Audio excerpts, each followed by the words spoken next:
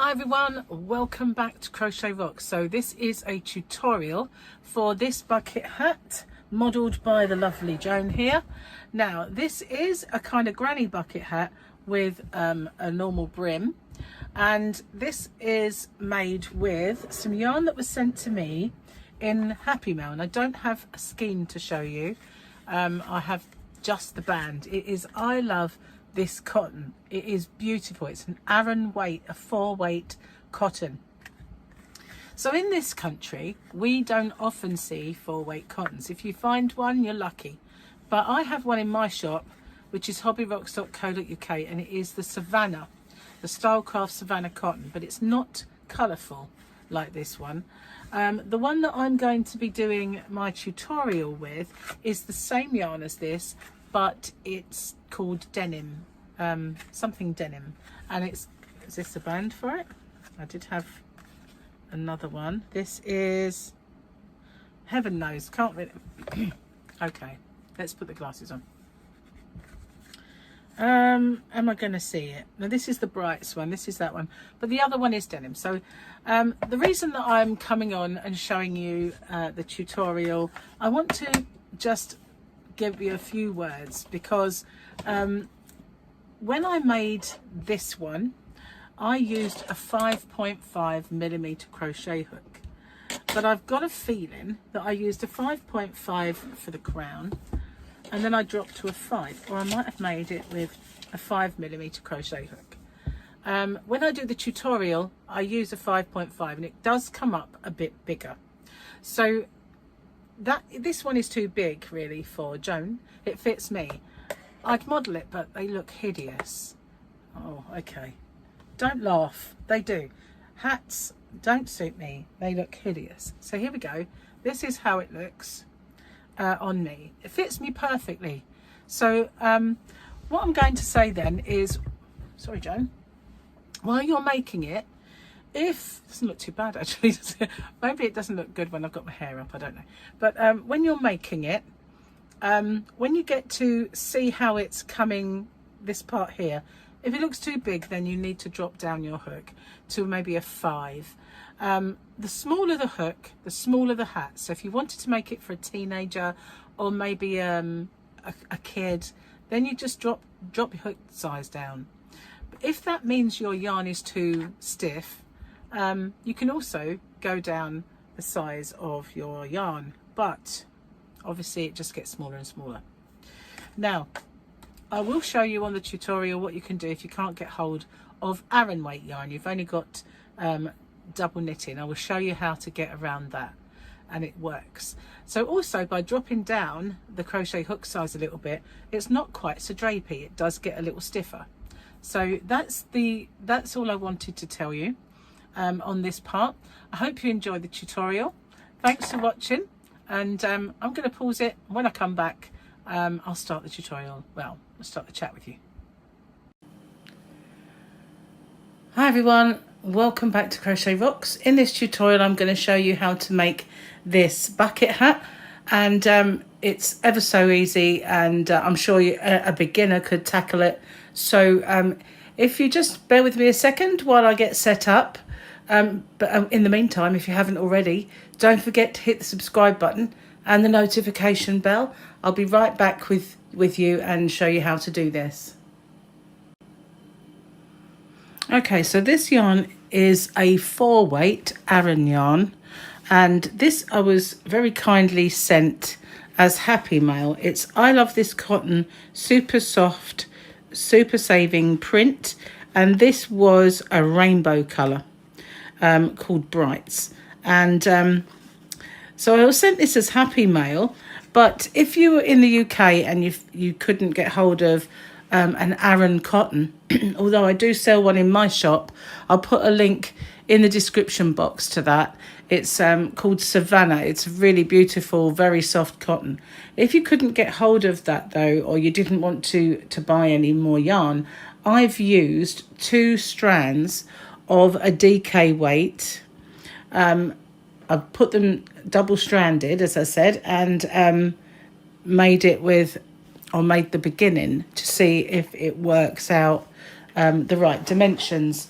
So I needed my inner circle here to be 4.5 inches, and as you can see, that's probably got to get to the widest point. It's exactly 4.5 inches, so that would work out really well.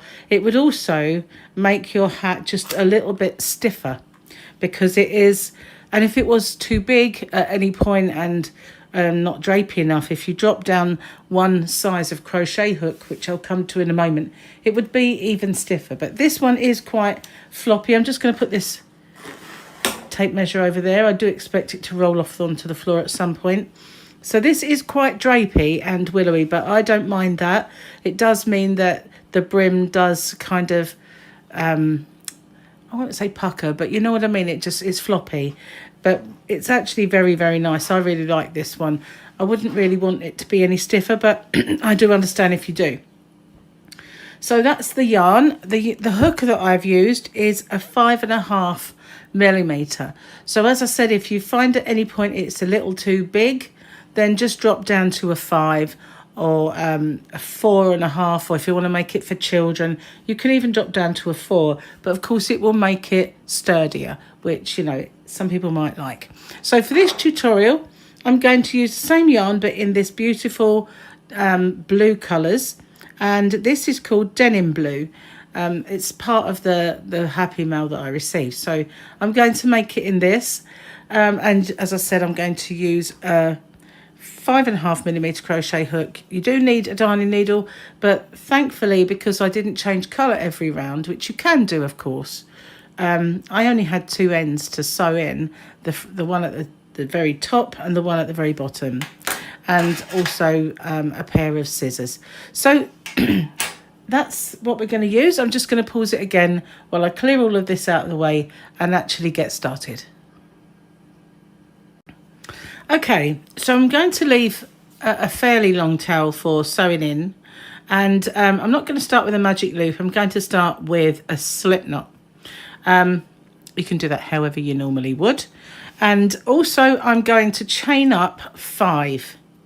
So I want them to be quite loose, not tight. So if you're a tight crocheter, really try to make these looser, because you've got to get a lot of work into this ring that I'm about to form. So I'm going to slip stitch into that first one to make a ring. So we've got quite a nice size ring. You can use the yarn, excuse me, to pull it tighter anyway. So I'm going to work over the tail so I can do that. So I'm going to pop my hook into the center and pull up a loop. I've got 2 on my hook. I'm going to yarn over and pull through both of those, and then I'm going to go into this left hand side post, and I'm going to just pop in, pull up a loop, and yarn over and pull through both. That is called a stack. In the US they'll call it a stack single. We'll call that a stack double crochet, but that gets me up to the height for my, and acts as my first UK treble or US double crochet. And yarn over, go back into the center of the ring and do 2 UK trebles or US double crochets. Now when you're working with cotton, sometimes if this part here is too baggy, it can pucker, and I always undo that stitch and do it again just to make sure it's not got any bulgy parts. It's just the joys of working with a cotton yarn. I'm going to chain 1, and I'm going to do a further 3 in the same ring.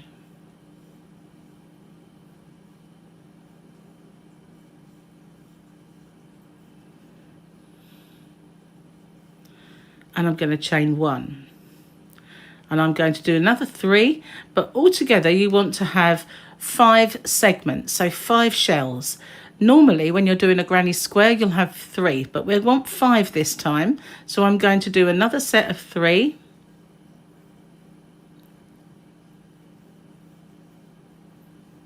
and chain 1 and carry on. So I'll pause it then, and I'll come back to you once I've got my 5, and then I'll show you how I do my join. Okay, so I have my 5 shells or 5 segments.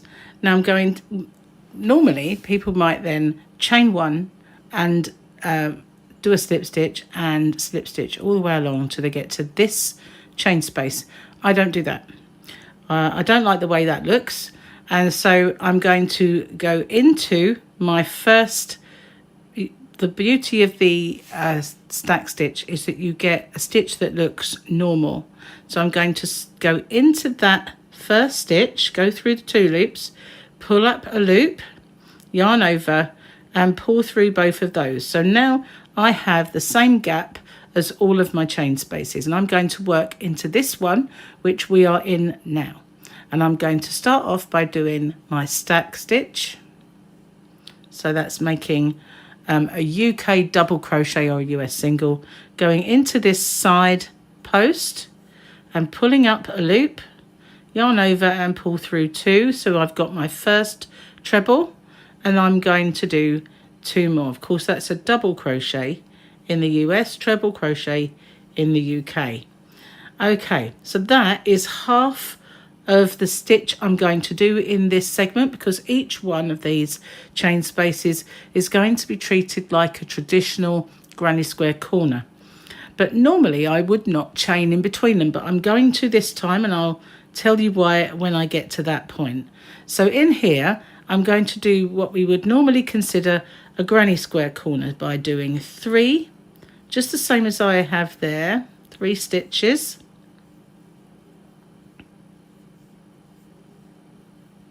One chain and 3 in the same space. Pull it over if you have to, so that it looks more even.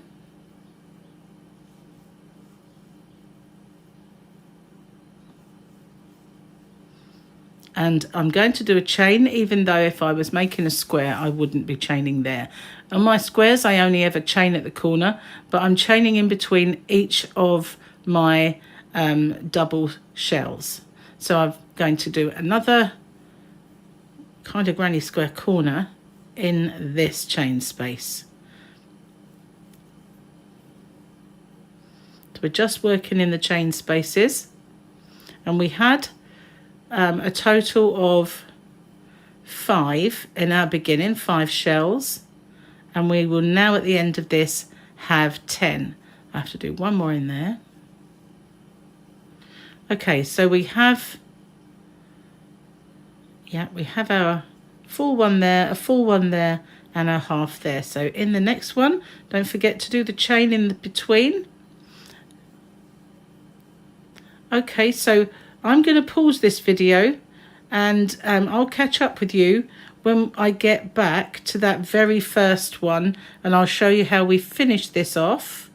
But it's a little boring just to watch me go all the way around. So that's all we're doing. We are doing 3, 1 chain, 3, 1 chain, 3, 1 chain, 3 in the same space, 1 chain.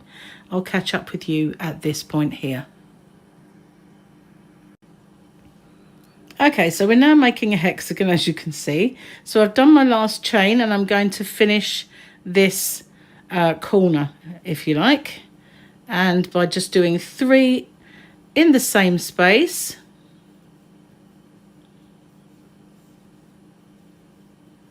Okay, so there we are. There's 2 sets of 3, and I'm going to go into the top of my stack stitch there in exactly the same way as before, and do a UK double US single crochet to join it.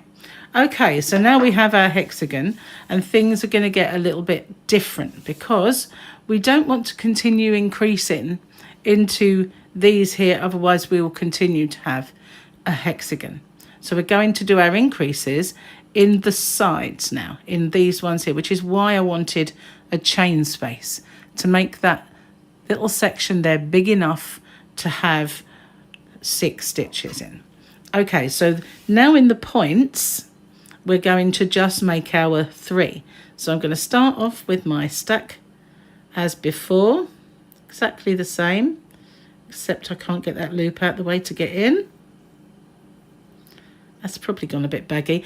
The trouble with cotton, sometimes if you it will kind of give you a baggy loop or a baggy stitch. I always undo that one. I don't want any kind of untoward large loops. It does, I don't know, it's quite, you know, cotton. That's what cotton does. So I always undo that one. And now I'm going to do 2 more in there.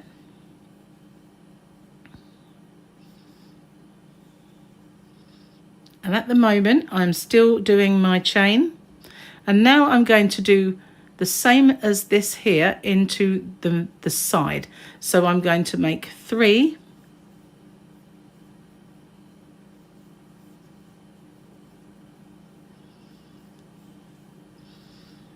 one chain, and I'm going to pull it over a little bit because it doesn't give it room otherwise, and do 3 more.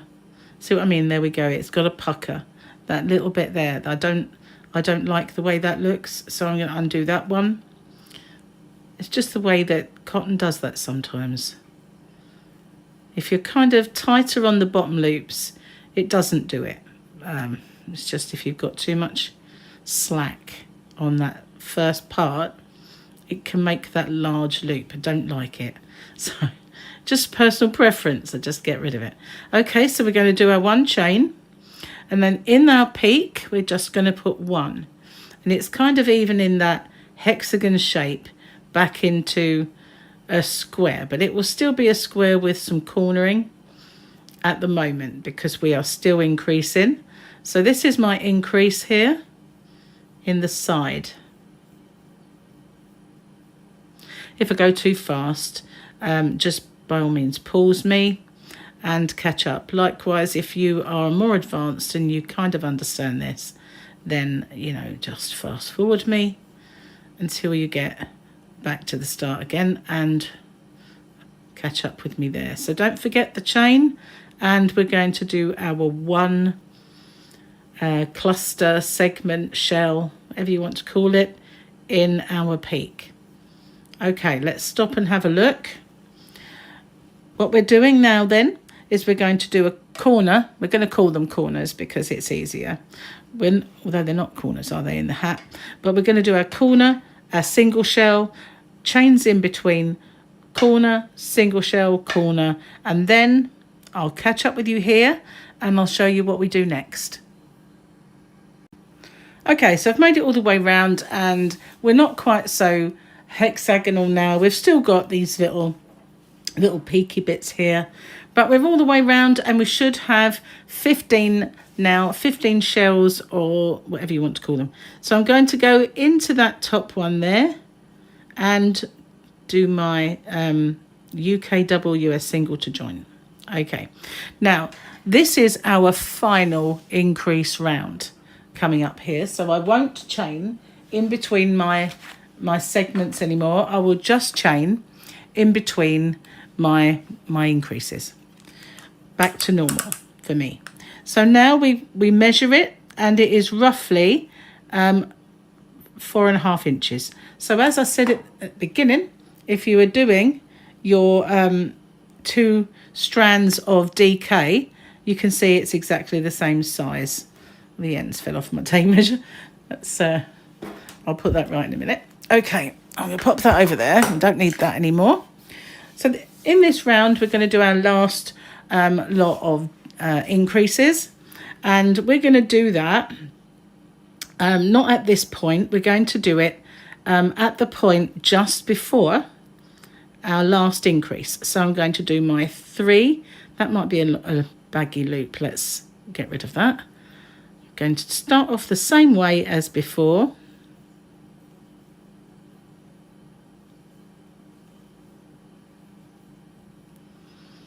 So obviously this part isn't easy to show you, because when we get to this section here, it'll be a bit more understandable. So in this next one, because it is just before our increase, we're going to do an increase in there.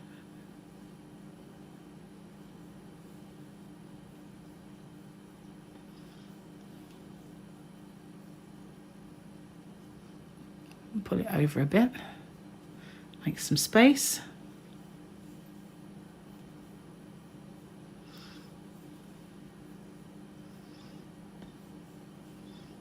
So again, no chain in between because I'm not making space anymore. I'm just going to do one shell in there because that's the bit that was the previous point. And in the next one, because it's not before an increase, it's just 2, I'm going to do 3 in there.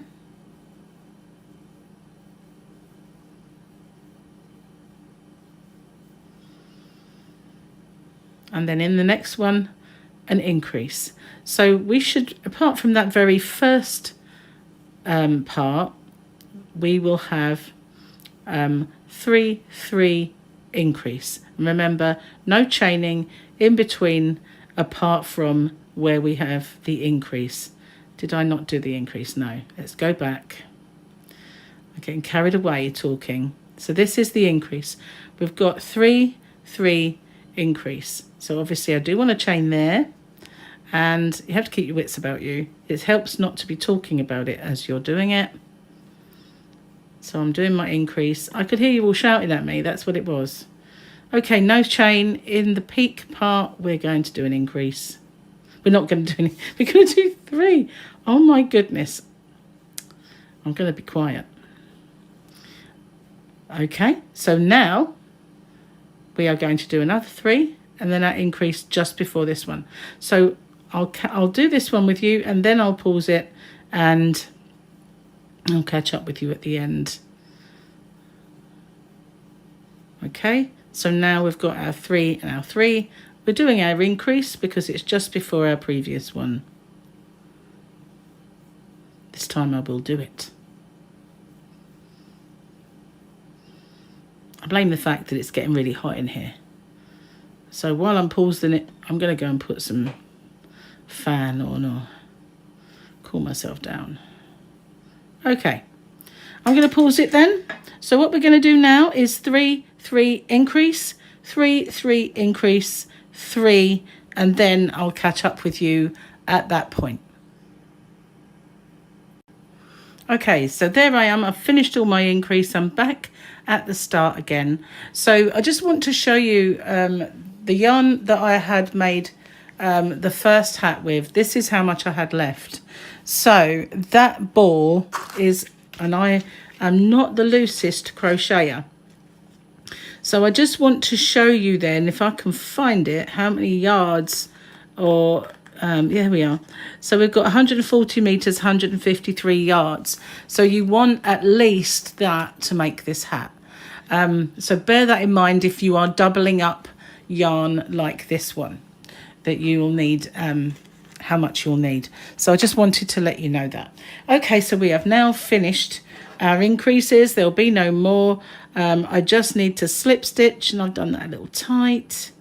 Slip stitch into my first one. Not slip stitch, but I'm going to draw up a loop and do exactly the same as I have been. I'll make my UKWS single. It's just a force of habit saying slip stitch. Okay, so now I'm going to continue just putting one shell in each chain space. Well, not chain space anymore, are they? They're each space. These ones are chain spaces. We didn't chain between them. So I'm going to start with the one I'm in, just as before. Don't want that loop to be too baggy because it will be ugly. We don't want an ugly loop. Okay, so what we're going to do now is our start as usual. I know that when you do this, it does feel as if you're a little further over, but you cannot see where that is. It looks just normal. So we're going to put a shell of just 3 UK trebles, US doubles in every space around. And this is now going to start cupping up to make it the bucket hat shape. But it does take a few rounds before you will see that. That's because it's a granny stitch and it really doesn't look, oh, gone in there as well. It just doesn't look as dramatic as on some hats. But it's going to, honestly, because we're now no longer increasing, it will do that. Okay, nice and simple. In between every cluster, just one cluster of 3.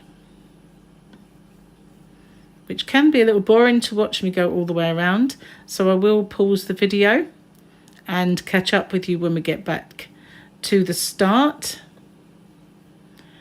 There we are. Just one in each. You can see it's kind of getting more rounded shaping. Okay, so I'm going to pause it then. I'll catch up with you when we get back here and I'll tell you what to do for the rest of the body of your hat. Okay, so I'm all the way round and it's starting to get more of a round shape. If you should find you have any like little peaks and corners, then you need to make sure you haven't accidentally increased.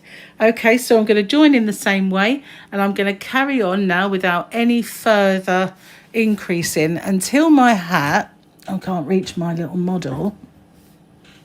Okay, so this is Joan, this is my model.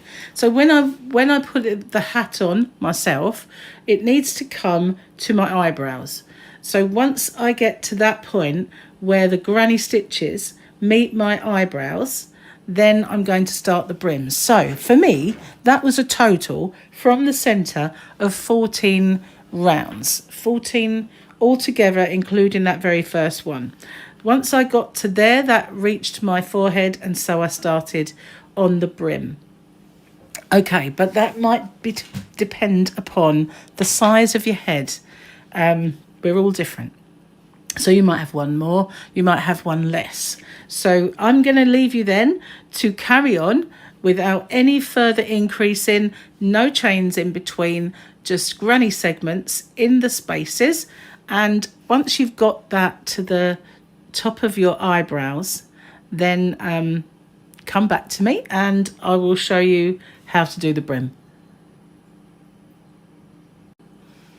Here we are. So when you first look at it, it just looks way too wide, but if I put it on top of the previous one, they are identical in size, so you know it's all good. Okay, so what we do now is we have got to our last round and we have joined. So now we're just going to work in our stitches. We're not going to go in the spaces anymore. So in my first one, I'm just going to draw up a loop. I'm not going to chain, and I'm going to make a UK double crochet, which is a single in the US, and I'm going to do that in every single stitch around. Every one. So if it will help you to place a stitch marker in your first one, then by all means please do that, but I shall find mine quite easily, so not to worry. But it is a simple round of one in every single stitch all around. Now it will look like it's puckering together there, sort of bringing it closer, but that's really what we want it to do, so that's fine. Okay, so that can be a tad boring, as I said before, so I'm going to pause this video and do one in every single stitch until I get back to my first one, and I'll catch up with you at that point. Okay, back at the start again, so I'm just going to slip stitch now into my first stitch. Okay, so now we want to make this brim, like a bucket hat, start to come out a little bit. So we're going to do an increase round. And what that means is in every single stitch, every one, even the first one we come into, I'm going to put 2 stitches. So the same stitch, the UK double or US single crochet, but I'm going to put 2 in every single stitch around. So we're just going to double our stitch count. Nice and simple. This hat is quite simple. Once you've done it a couple of times, you don't even really need to refer to notes. Sorry, I'm using a wall genie and my yarn got stuck then. Didn't really, because it's getting quite low, the ball, it's kind of finding it a little harder to just, you know, move around. Okay, nice and simple, but it will be boring to watch, so I'll pause this then. I'm going to put 2 in every single stitch all the way around. We're doubling it, and I'll come back to you once you get back to the start. Okay, so I'm all the way round. I just need to now slip stitch into my first stitch. Now we're not going to do any more increasing, that's it. And we're going to just carry on doing 1 stitch in each one all the way around until we've got the brim the length that we want, and that's your personal preference. It also depends on the yarn, because as I showed you that little ball which has seemed to, oh here it is, that's all I had left, of my first one, and I didn't think it might have gone round one more time, but I didn't want to chance it. Plus, when I put it on my head, the brim came to just where my, kind of shielded my eyes.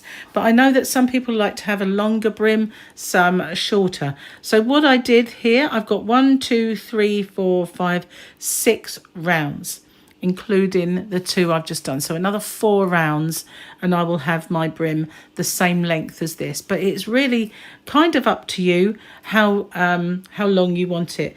Just a little word on this yarn. I absolutely love it. I loved working with it. It's beautiful yarn, and I just wish that I could get it easily in this country, and I can't. So, but you can use any cotton yarn that you want. I've shown you that you can double it up if it's a DK.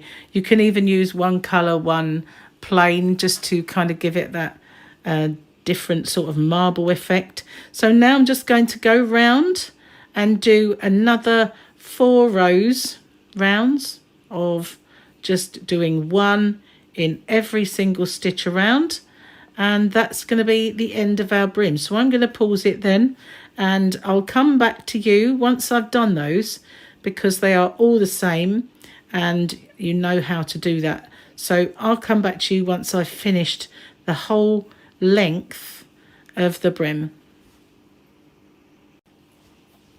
Okay, so I've made it all the way around, and what I'm going to do now is before I join, I'm going to cut my yarn. I'm going to leave a nice long tail, and I'm going to pull that through. So I know I've not finished off, but I'm going to get a darning needle, and I want this kind of large hole, but not too big. Now this is the part that I always kind of struggle on camera with. It goes straight in for me any other time. But let's just have fingers crossed. No, it's not going to, is it? Cotton yarn's not as squishy as acrylic, and it doesn't want to go in. But I don't want to get the one with a very large eye. There we go. We are in. So I'm going to show you how I then did my hat, because I wanted the edge to be completely unnoticeable. So here is our last stitch. I'm going to get my darning needle. There's our first one. I'm going to go backwards through both loops and bring that through. So I've made this part. Now I'm going to go into this one, and I'm going to go to the next bit down as well, because I find it anchors it a little bit better. So I'm just going to pull that through, and now as you can see, you cannot see that. So I'm going to hold that with my thumb because I don't want it to get any bigger, and I'm just going to go through this stitch here to make a knot. So I think I messed up there. I need a longer tail. So I'll do it again, leave that one in place. Just going to go through, and then I'm going to go back through my loop. I'm going to make that loop smaller, and I'm going to put my needle back through and pull it so it becomes a knot. And as you can see, the top looks like you can't see the join. So now I'm just going to use the row of stitching to bury this tail. But when you do, you want to make sure it's not visible from either side. You can't see that. I'm going to go all the way along a little way and pull that.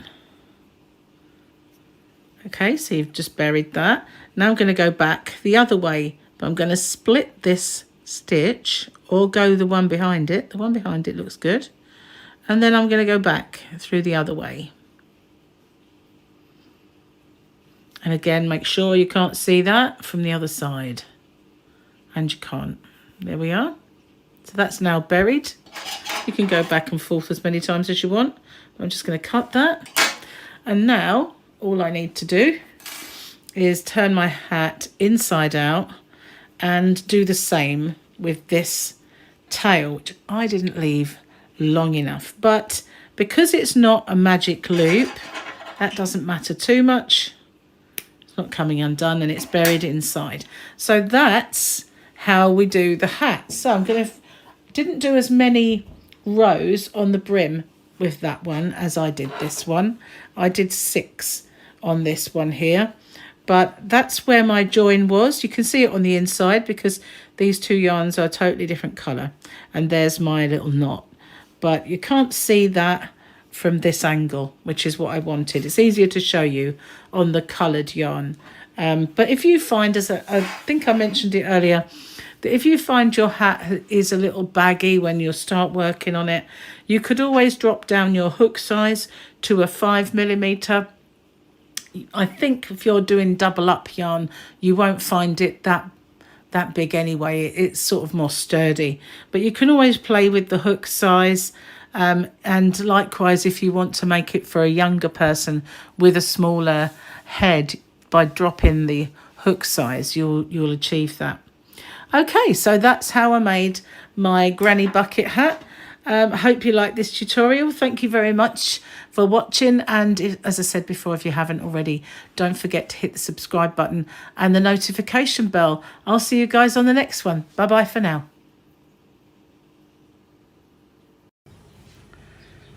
Hi everyone, welcome back to Crochet Rocks. It's Tracy here, and this is a tutorial for my new hat. It's the first hat I've actually made on my YouTube channel, although I've made a zillion hats in my time, but for some reason I'd never made one before, only a baby hat. So I'm going to show you how I made this one. It's quite a plain sort of beanie, really, because the yarn is the star. I always say, if it's a plain yarn, you need a good stitch, but if it's a pretty yarn, then that's the star. The stitch should really be plain. So I finished it off with these curly whirlies, and I'm going to do a separate tutorial for the curly whirlies, because that way, if you wanted to make those for a different project, you haven't got to go searching for it. Excuse me while this very slow vehicle goes by. So you don't have to go searching for it. There'll be a separate one. And likewise, if you wanted to just put a pom-pom on it, you could, or anything at all, or just leave it blank. So I'm going to show you the yarn that I used for this. It is one that's in my shop, Hobby Rocks, which is www.hobbyrocks.co.uk. It's Stylecraft Amore Aran, and this is absolutely my favourite colour. This one is called Berry. So that's hence the name of my beanie, although it doesn't take a whole ball. Now this is 100 grams, and I had this much left over, even making the curly whirlies. So I wouldn't say it was half, that you'd get 2 out of it, but it's very near to being half. So I made it with 4 of these curly whirlies on top. Let's just move that out of the way, and I did one in a different colour just to show you, and I put 5 curly whirlies on the top of this one.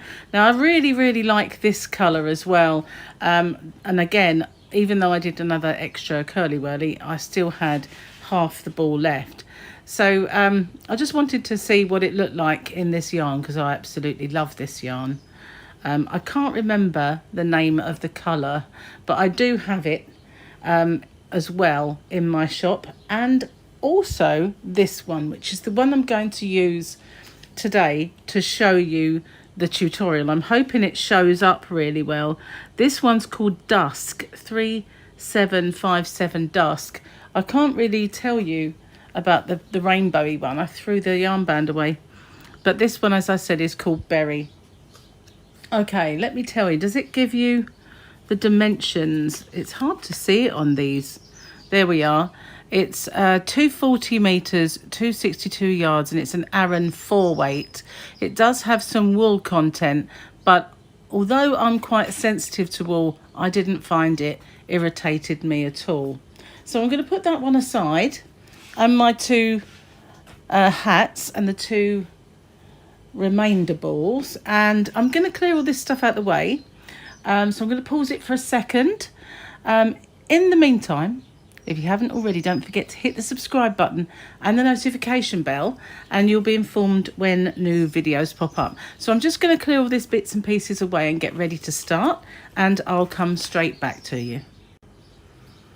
Okay, Ready to begin. So you're going to need a darning needle, although there are only 2 ends to sew in. Well, unless you make all those curly whirlies, of course, and that's a different matter. But for the actual hat, and this is the tutorial specifically for the hat, and as I say, the other one will be a separate one. I will also do both a right-handed and a left-handed version, and there'll be a link at the beginning of each video which will point you in the direction of the one you need. So this, you will also need a little pair of scissors, and these are the cute guitar scissors that I got on my website as well recently. Now I'm going to use a soft touch hook, the Amore soft touch, because I've been using recently the tulip reds, which have become my favorite, and I also stock those in my shop, but because they're red, I don't think that it will show the stitches too well. I know this is probably not red yarn, but there are lots of colours. So I wanted one that would really kind of highlight it. So we're going to use this one because it's gold. Now you can either make this with a magic loop, magic ring, whatever you want to call it, or you can use a chain to start. Now I'm going to use a chain to start, and the reason for that is because I want a small hole to get my my bits and pieces into.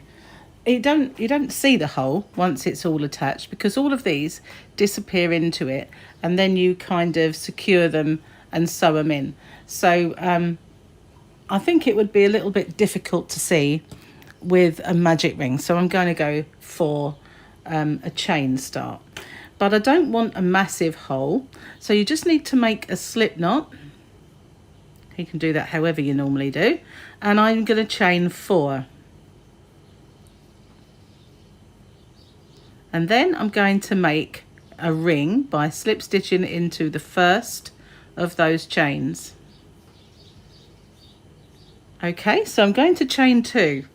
Now normally speaking, when I make a circle of any kind, let's just go down a little bit. When I make a circle of any kind, these 2 start as my first stitch, but in this particular hat they don't, and I'll show you why. When you're making a hat, sometimes if you do that, you will get kind of a gap that goes all the way up your hat. Now you do get a little bit of a wider kind of rib just at one point at the back. That's the only way you know you've got the back and not the front, but that's all there is. So that's why these particular turning chains don't actually count. Let me just move my hat out of the way.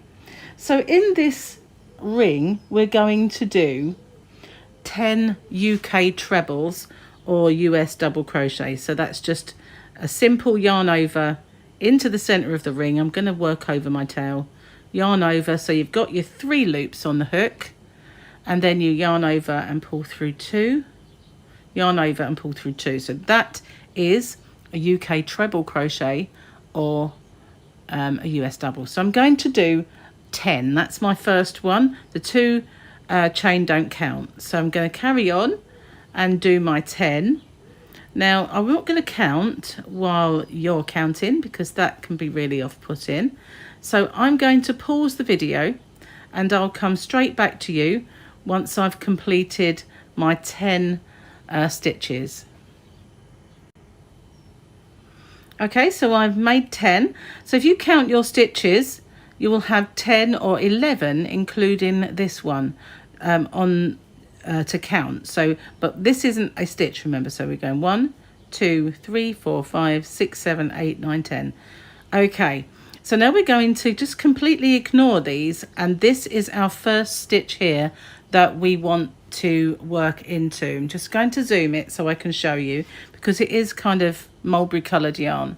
Okay, so there are our 2 chains, and we're going to go into this stitch here, and we're going to slip stitch into that one, and that's our ring.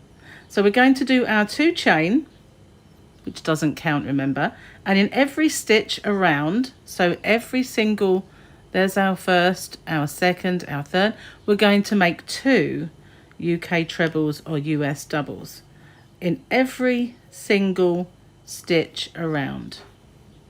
Hopefully, because I'm zoomed quite away, I'm not going off camera.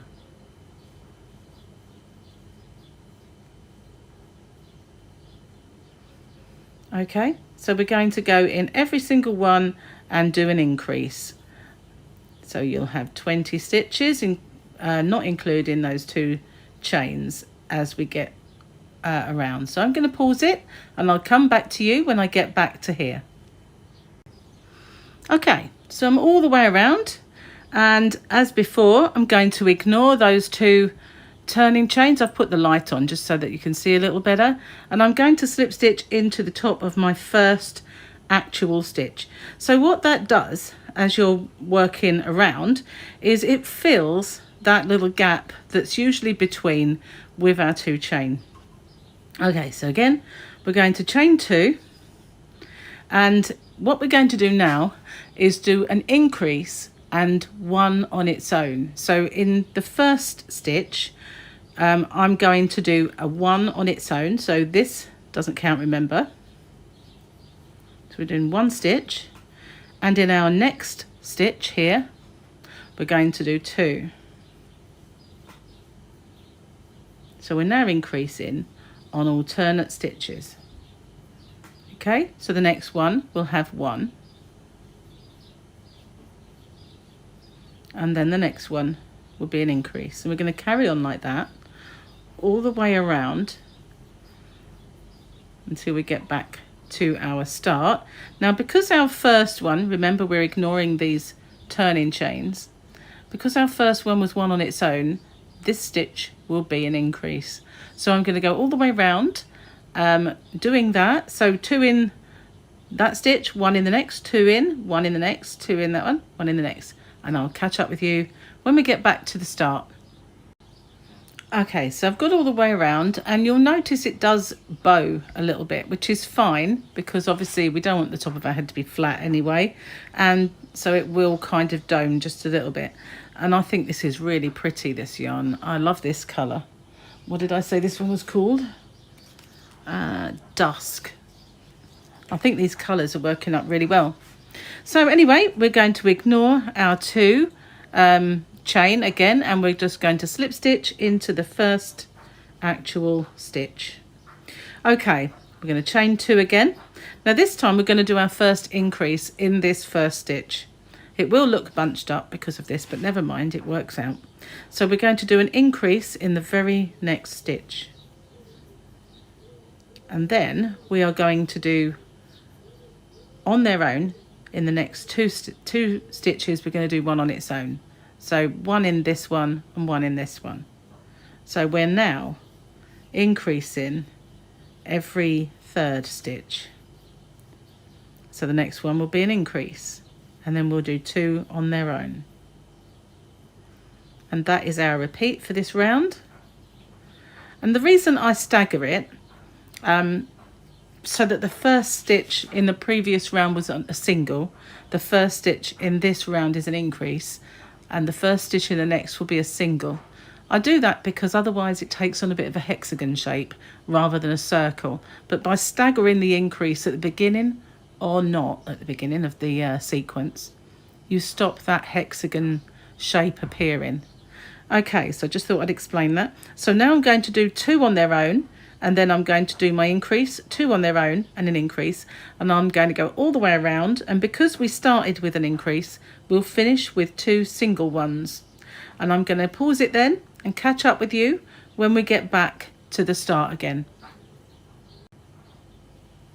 Okay, so I've made it all the way around. My last 2 were the singles, so now I'm going to ignore those again and just slip stitch into my first proper stitch.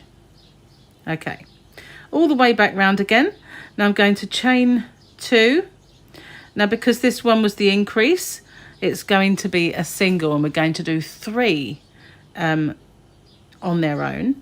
So in the first 3 stitches, 1, 2,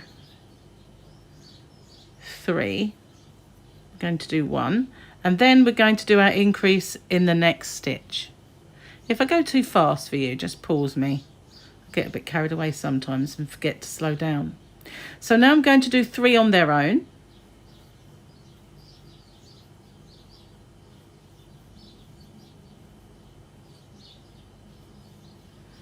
And then we're going to increase in the next stitch, and that is the repeat all the way around until we get back to the beginning.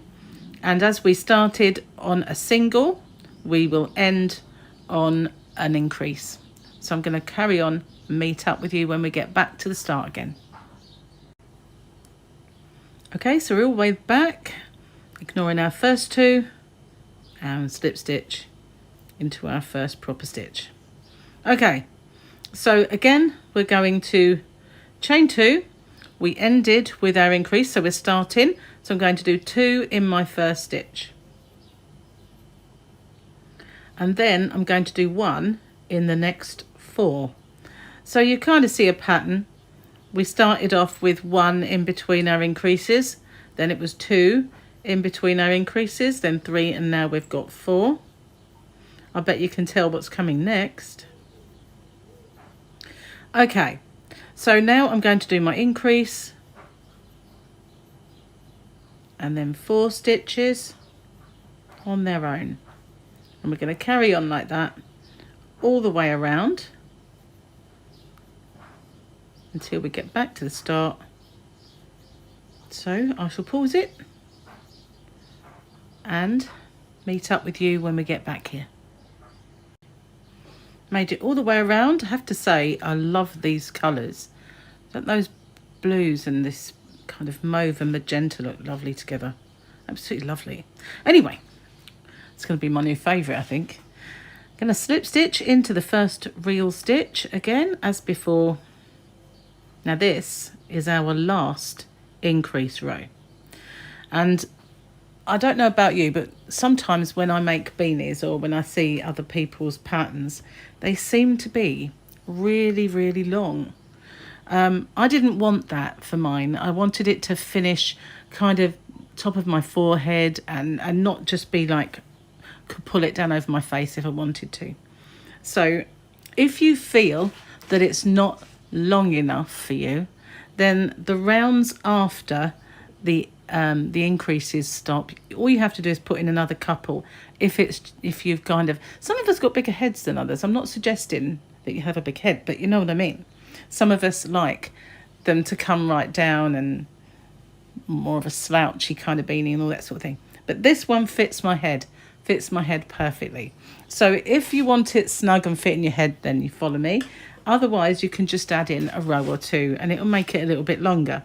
So this one, we started the previous round with an increase. So this is going to be a single one on its own in our first stitch. And we're going to do 5 on their own. So that's the second. 3. Whoops. And that one is our 5th. And then after we've done 5 on their own, we're going to do our increase. And that's the repeat. 5 on their own and then an increase.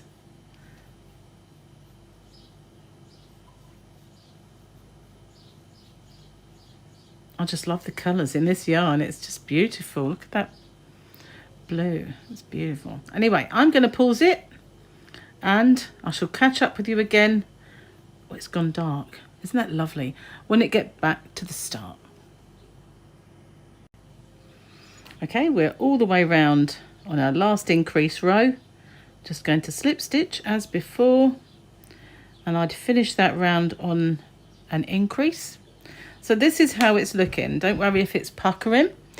Now we're going to start on the rows for the actual front part of our beanie. So 7 rows make up the here we go, like 1, 2, 3, 4, 5, 6, 7 rounds, should I say. 7 rounds make up our initial kind of crown part. So the first 7 rounds, 1, 2, 3, 4, 5, 6, 7, this is where it will take you up. So this last part here, this is how we kind of get the length, and we're not doing any increasing. So we've got 1, 2, 3, 4, and it's actually 5 rows, because although this row looks like it's in the rib, this is the row we're starting to go into our stitches to make it. So we're going to do 5 rounds of just normal plain stitches, no increasing at all. So all we're going to do is 1 in each, so not forgetting our first stitch, because remember the 2 chain don't count. So it's very simple, just 1 in every single stitch around, and we're going to do that for about 5 rows. If you think that it's too long, too actually wide, then do 4, but I think we do need the 5. It just depends, I guess, on how big your head is. But if you feel like you need more, if you like your hats to be longer, then by all means do that. But I'm going to do 5. So I'm going to pause it now, and I'll come back to you when I have my 5 rows complete, because they are very simple, just 1 in each, joining with a slip stitch exactly as before. Okay, so it doesn't look finished, does it, by any stretch of the imagination? So now we have 12 rows, including our 7 with our increases and the side rows. So now we're going to start making the cuff, and the last row of the side that we've made will be incorporated into this. Now you can make your brim as wide or as shallow as you like. So if you have kind of miscalculated in the depth of your hat, you just can make an extra long brim, so that's no problem at all. And when you try it on, you'll see just how much it fits. So, okay, how do we do that? Right, let me just pull out some yarn, because I need some. And I'll be with you. There we go. All right then, so we're going to carry on with our 2 chain that don't count as a stitch. Now what we need to do is our very next stitch, which is this one beneath, we're going to do a front post stitch. So we're going to yarn over, we're going to go behind it and come up, so we've got the stitch on our hook, the whole stitch. We're going to yarn over and pull it through, so we have 3 on our hook, and we're going to carry on and do our UK treble or US double exactly the same as normal. So that was a front post. Now we're going to do a back post in the next one. So we're going to yarn over, and we're going to come around the back, and we're going to go around the stitch that way. We're going to yarn over and pull it through. Now that action can be a little tricky, so but once you get used to it, it'll be no problem at all. And then we're just going to finish our stitch, and that is our repeat. So in the next one, we're going to front post. So we're going to go behind the stitch like this, so the stitch is in front, that's why it's a front post. We're going to pull it through, and we're going to finish our stitch. And then the next one was the back post, so the stitch is at the back, and we're going to pull it through. Doesn't matter if you have to maneuver it. Oh, I've gone through the wrong part, that's why. If you have to maneuver it a little bit to get it through, but you'll soon get used to doing that, that's no problem at all. So it's front post, then back post, and that is the repeat all the way around. And just one after the other, all the way until we get back to the start. I'll show you again. Go through the stitch, out through the other side. So the stitch is at the back, and we yarn over and pull it up. And we're going to go front post, exactly the same.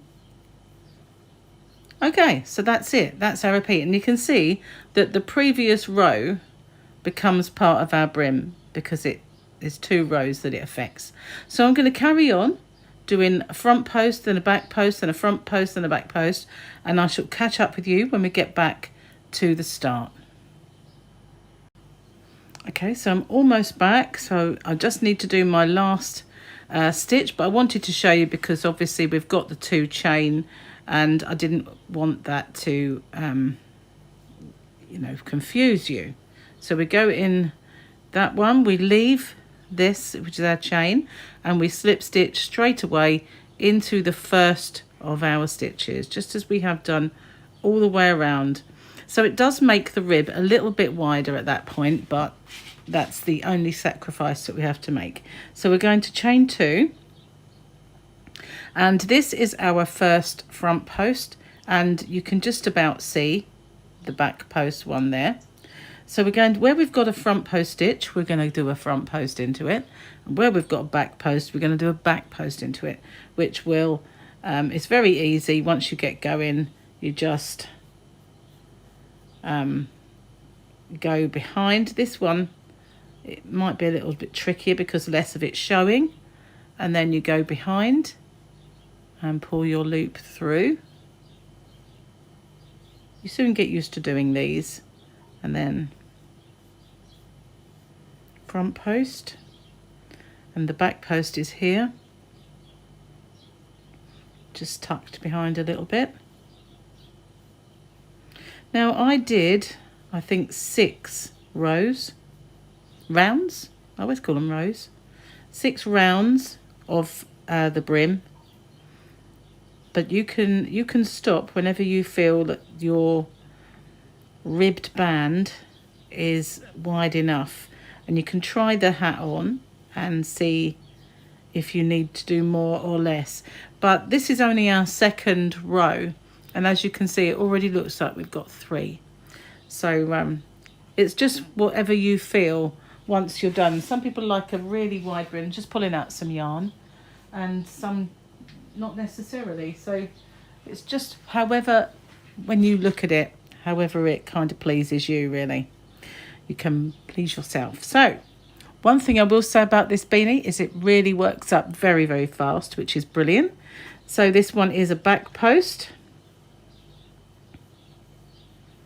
and the next one front post,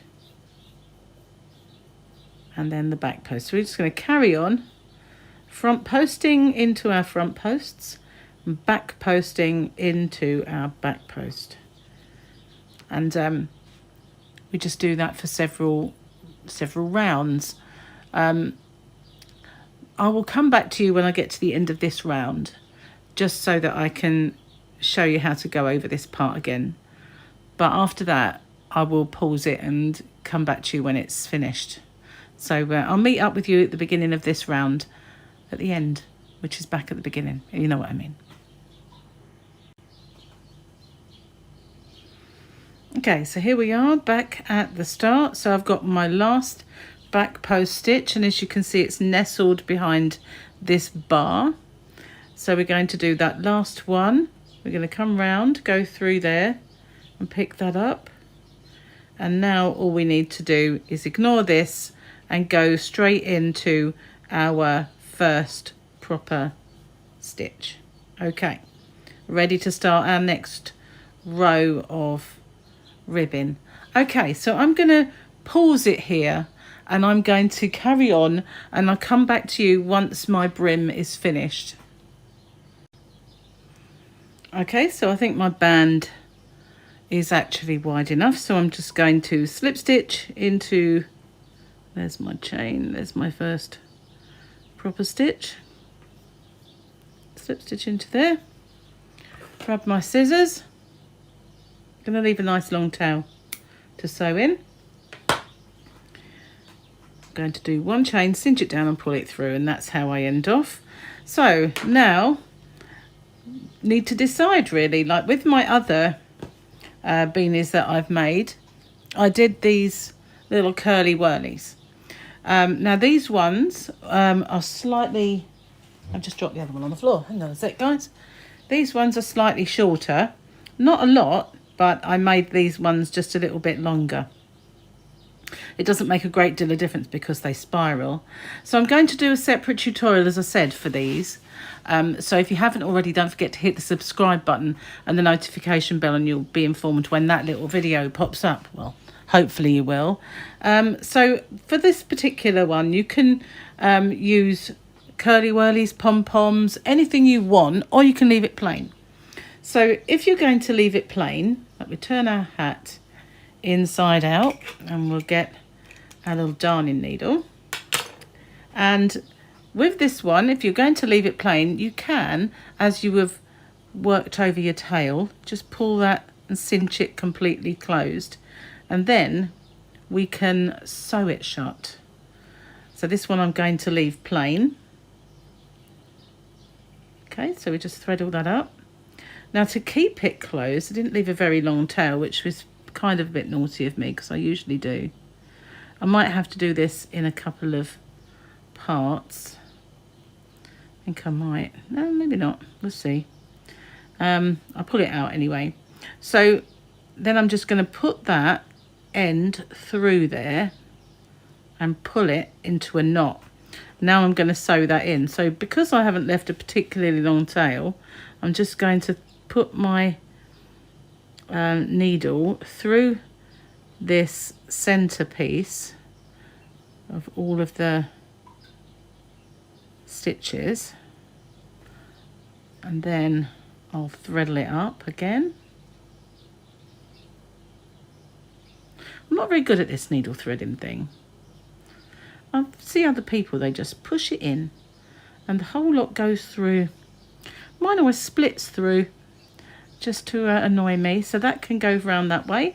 And then if you want just to be extra secure, you can go through the other half. Normally I leave a much longer tail so that you know, I can just do it in one, which is much simpler. Okay, so there we are. I'll just pull that through there and we can get our scissors and cut that off. That shouldn't come out. So now when we turn that in the right way, we've got a nice closed up end. So if you know you're not putting a pom-pom or anything like that, you can make a magic ring, magic loop, whatever you want to call it. So I'm going to leave this brim slightly inside out. This has got a lovely super long tail, if you can see. And I'm just going to end by sewing this in. See what I mean? Splits for me. Other people, no problem at all. So I'm going to weave it along here a little way until I get to this vertical kind of, this is the inside of my hat. And I'm going to go down this spine by just sewing it in. You know, this goes an awful lot more simpler when I'm not on camera, right? It's always the way. So just go down the whole thing. Normally it does. Okay, don't then. We'll go bit by bit. Just wants to annoy me. It's because, oh, sorry, knocked the camera. Doing really well here, aren't I not? Okay, so we go down. And then I'm going to turn and go back up the other way. Just, there you go, that's how it works. See, it works sometimes for me. There we go, just snug into that little bit there. And then cut that off. Turn it back into the right way. And the only bit that looks like you've got a telltale sign of where that is this extra wide bit here. Sometimes it's not quite as bad as that. Like this one doesn't seem quite as wide, but this one's even less. There it is, even less. But you could, if you wanted to, use your darning needle and just sew that a little closer if it bothered you, but it really doesn't bother me to that extent. With this one, it was hardly noticeable where that was. So that's it. That's how to make the hat, the beanie on its own. Thought I'd drop my darning needle then, but I didn't. And I really like this one. This has become one of my favourites now. All these colours are just gorgeous. At one point throughout this, there it is, there's this little rainbow part that when you're crocheting, you get all those colours together. And it happened a few times when I was going around this beanie, and I'd get to that point and there was these beautiful little rainbow areas, and I thought, wouldn't it be great if the whole yarn could be like that? But I really like this yarn. I've used it a lot now, this style Crafty more, and I don't know, it's become one of my favourites. So there we are. There it is in the berry colour and in the rainbow colour. So yeah, busy making hats.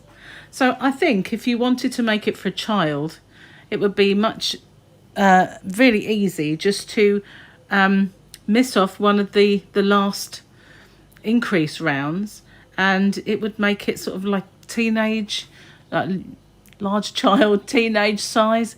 So I think that would be really easy to do. Anyway, thank you for watching. Stay safe, everyone. Take care. And as I said, watch out for the curly whirly tutorial coming soon. Bye for now.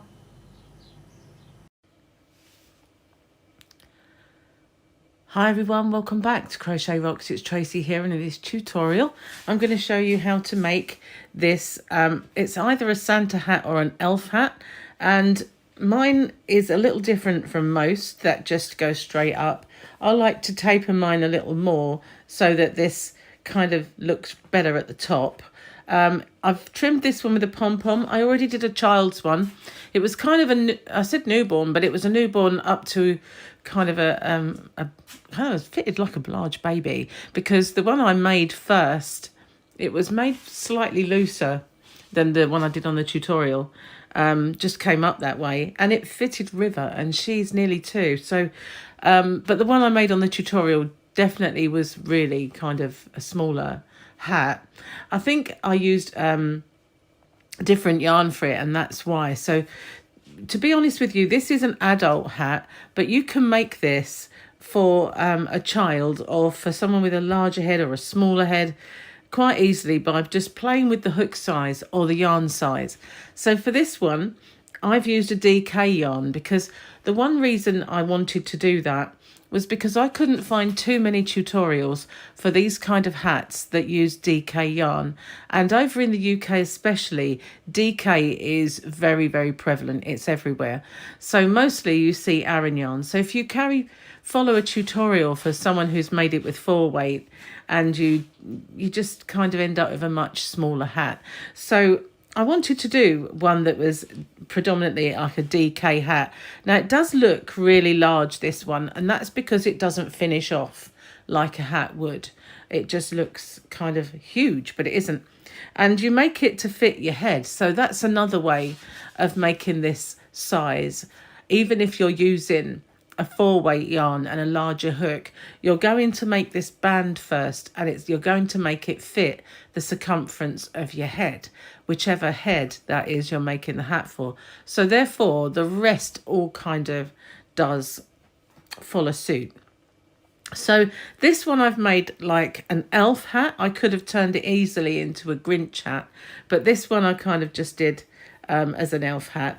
And for the next one, I'm going to just make Santa. So I'm going to use red and white. I've got more of this, don't worry, it's not all there is. So I'm going to start with the white yarn to make the brim, and that's what we're going to do first. So you'll need your yarn, and obviously it doesn't take a great deal of yarn. For this one, it didn't take very much of any one colour at all, because there were quite a lot of green, quite a lot of white and red, so it was equal amounts, and you could get away with maybe a 50-gram ball of each. I always make sure I've got more of it than I need, and possibly end up making more than one. So I've got 2 crochet hooks here, and that's because this is my favorite hook to use.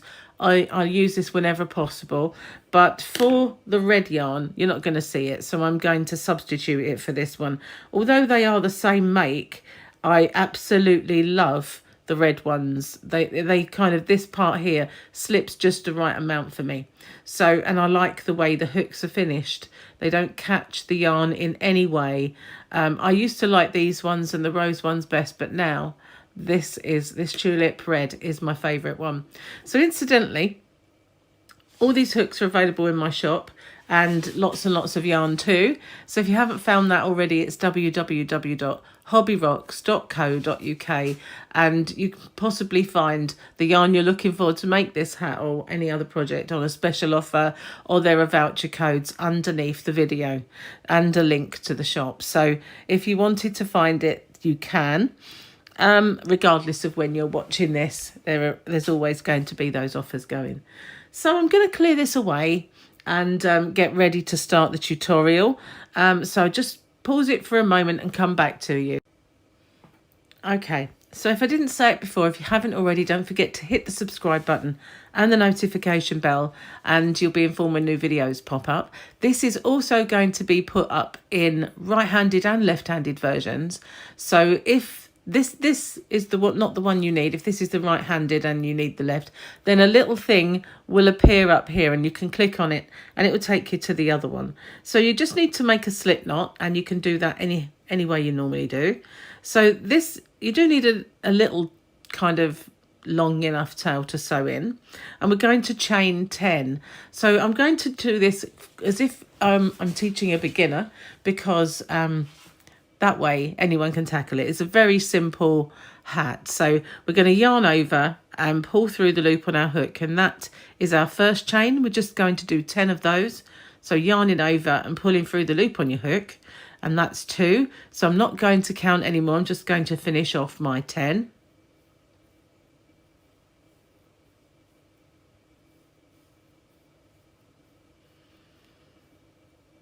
Okay, so I'm not sure, I did show the hook, but I'm not sure if I told you it is a 4.5mm hook. So in the second chain from the hook, the one on the hook doesn't count. So this is the first one here, and there's the second.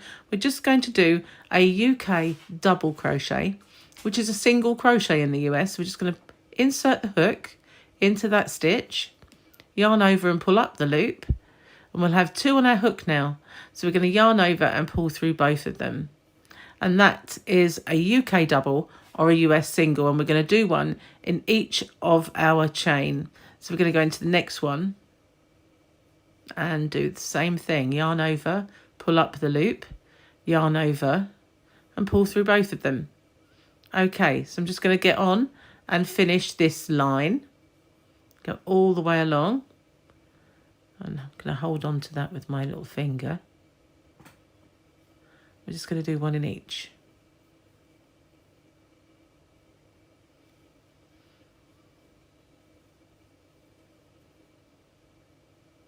For quite some time, this hat won't get any harder than this.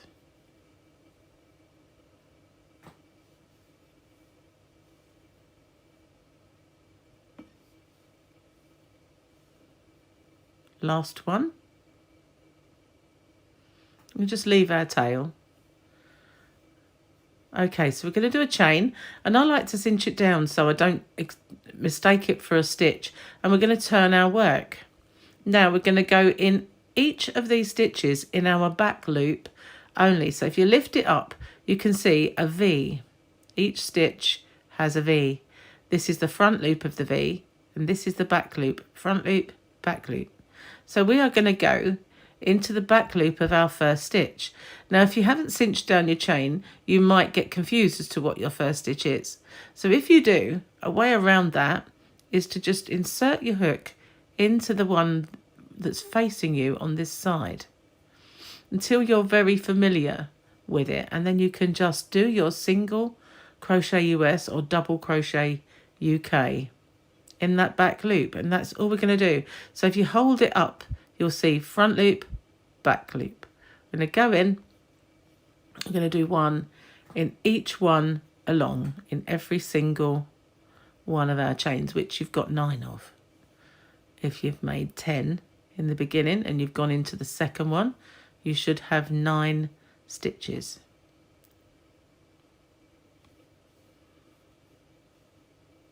Okay, so I'm going to pause it for a moment and I'll catch up with you when I get to the last one. Okay, so ordinarily I wouldn't have paused it, but I had a parcel come into the door, so I knew I had to stop it anyway. So now I'm on my last one, and you can still see the V, but sometimes it is hard to see that stitch, but you can just, if you put your hook downwards, you can catch it. So there's my last one, and you can count them if you've confused and you don't know if you've got enough. Just count the V's at the top. You've got 1, 2, 3, 4, 5, 6, 7, 8, 9. Now that would have been really embarrassing, wouldn't it, if I'd got 8? So I'm going to do my chain and I'm going to cinch it down, I'm going to turn my work, and I'm going to go into the top of my V's again and go into the back loops only and do exactly the same thing, going into the back one and doing my row that way. And that is all we're going to do for our brim. It's as simple as it gets. Just going into those back loops. Now, a little word of warning, if you're not familiar with this, if you go down, you can pick up more than you bargain for. So do make sure when you're going into your back loop, you've only got the one loop that you're gone into, because sometimes you can pick up some of these on the underside by, you know, being a bit forceful, not watching what you're doing or whatever. So we're going to go all the way to the end, just as before. We'll do a few rows and then we can see what it looks like. So what I mean, it's sometimes harder to see. The V has got a little squashed on this one, but you can just about see the back loop there. And if you fish it, you can get in. Actually, that might not be it. Let's count them. See what I mean? 1, 2, 3, 4, 5, 6, 7, 8, 9. It isn't. It can be confusing. Doesn't look like I've gone into the right part. What's going on? Maybe I haven't. Maybe it's here. There we go. So sometimes it is hard to see, but if it didn't look right at the end, as it didn't for me, you'll know there's something wrong. You count your stitches, and if you've got the 9, then something isn't quite right and I'd gone into the wrong part. So that's just it's good it happened, because you can see that it can happen. So as I said, if you're confused at all, you can actually just go into the one nearest you while it's facing that way. So we'll do another row and then we'll stop and look at it. It's harder to actually do these rows when you're kind of showing people and you're doing them slower than you would. And I think I need to go down a little bit as well. There we go. Didn't want to go off camera. To get the whole stitch. No, split the yarn there. That's fine.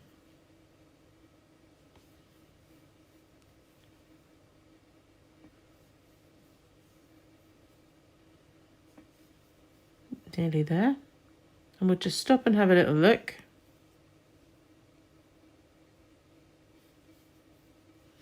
Okay, so pull that out.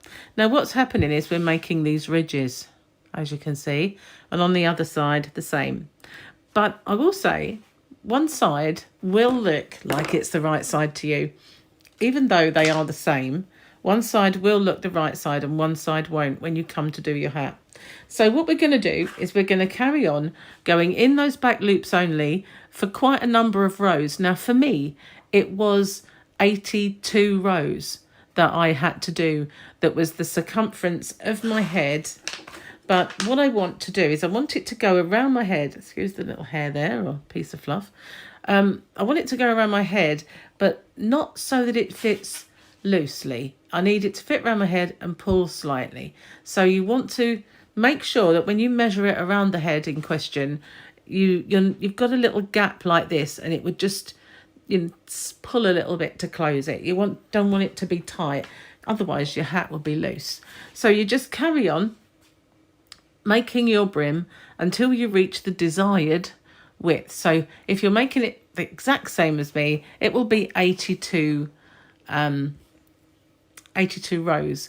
Okay, so I'm going to pause it then, and I'll catch up with you when I've got my brim all done. Okay, so here we are. Here's my brim and my 82 rows, and that's what it looks like. The other one looks a little baggier, but that's probably because I've pulled it around.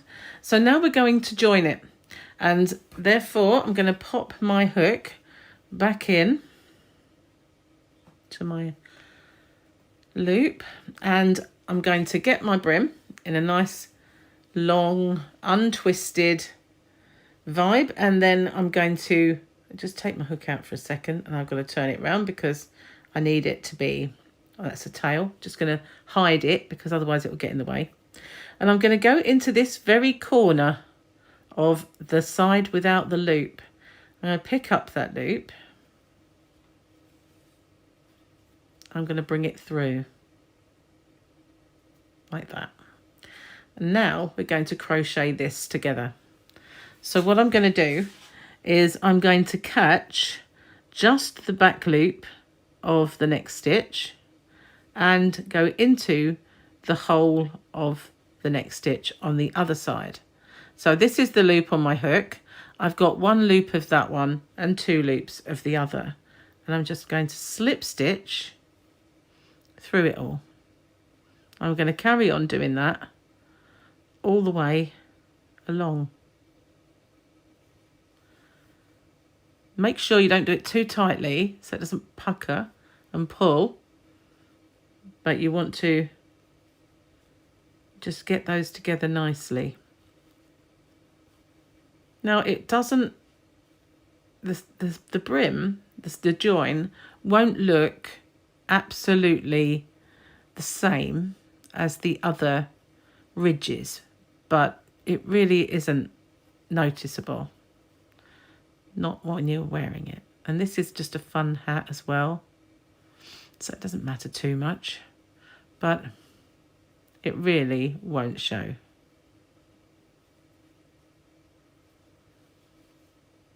You always get a join of some sort in crochet.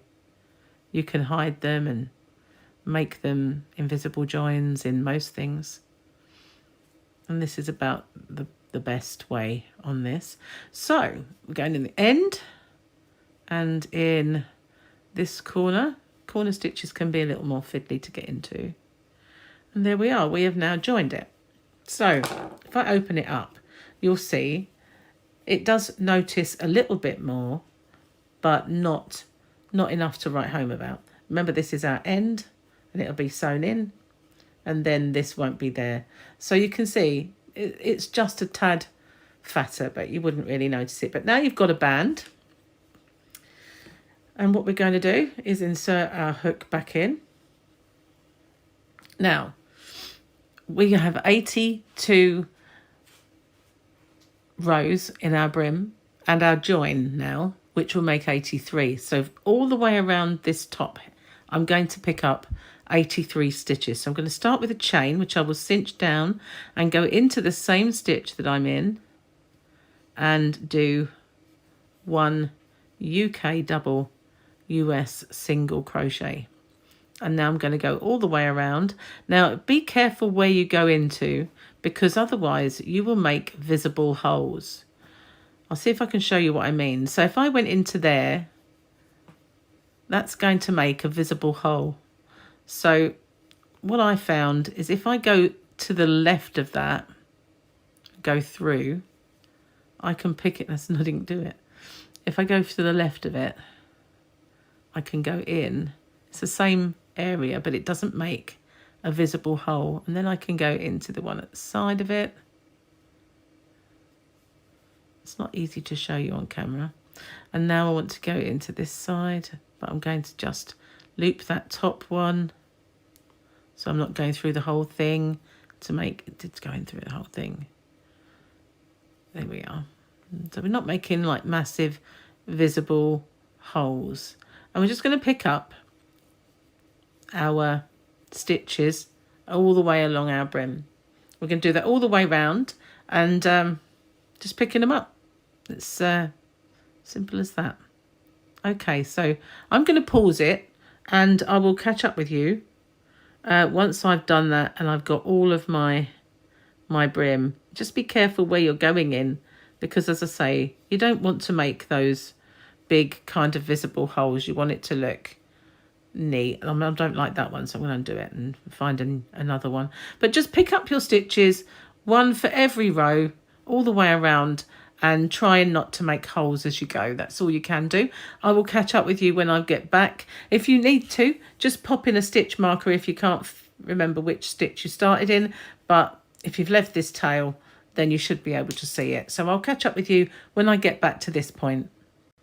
I will just say, because it is kind of a fun hat, if you don't have the same amount of stitches, for instance, if when you get to the end you have, that's not where I want to go, you've got 84 stitches or you've got 81, or if your hat is smaller, you've got less stitches. It doesn't actually matter. That's not really what this hat is about. I'm getting in a mess because I'm talking at the same time as trying to pick them up. But yeah, just pick them up evenly, so that they are nice and flat and even, and you've got the right amount going around your brim. That's all that really matters, not the stitch number. I just wanted to make that clear because I told you how many stitches I had. But this one could possibly have less than the previous or a little bit more than the previous. It just depends. So just pick them up in a nice even manner all the way around your brim, being careful not to make those holes as I mentioned. Okay, so I'll catch up with you when I've done mine.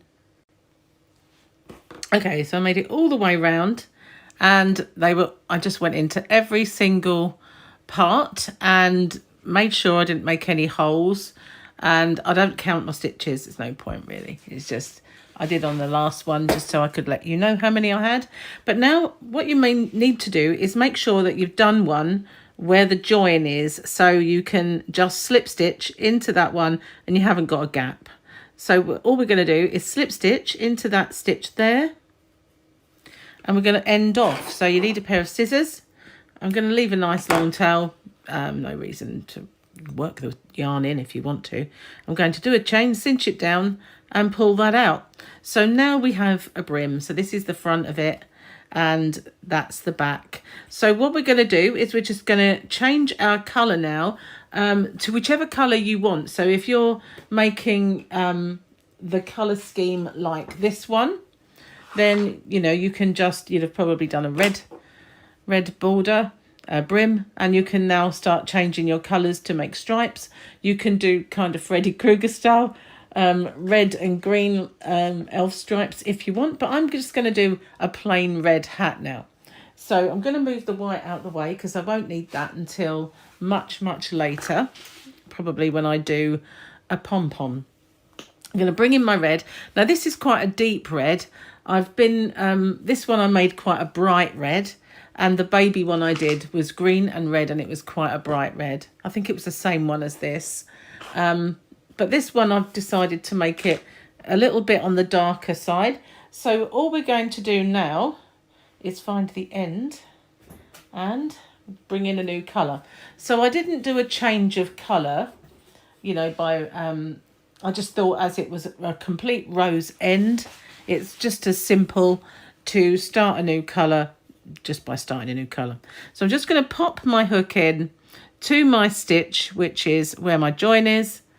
I'm going to bring my new colour in. Now you can join your yarn however you want, but just lately, I haven't always done it like this, but just lately I have started to just bring that forward, that new tail, and make a chain so it's tucked up inside there, and I cinch that chain down a little, and now I'm going to do a UK half treble or US half double in that stitch. So it's not going to count that chain.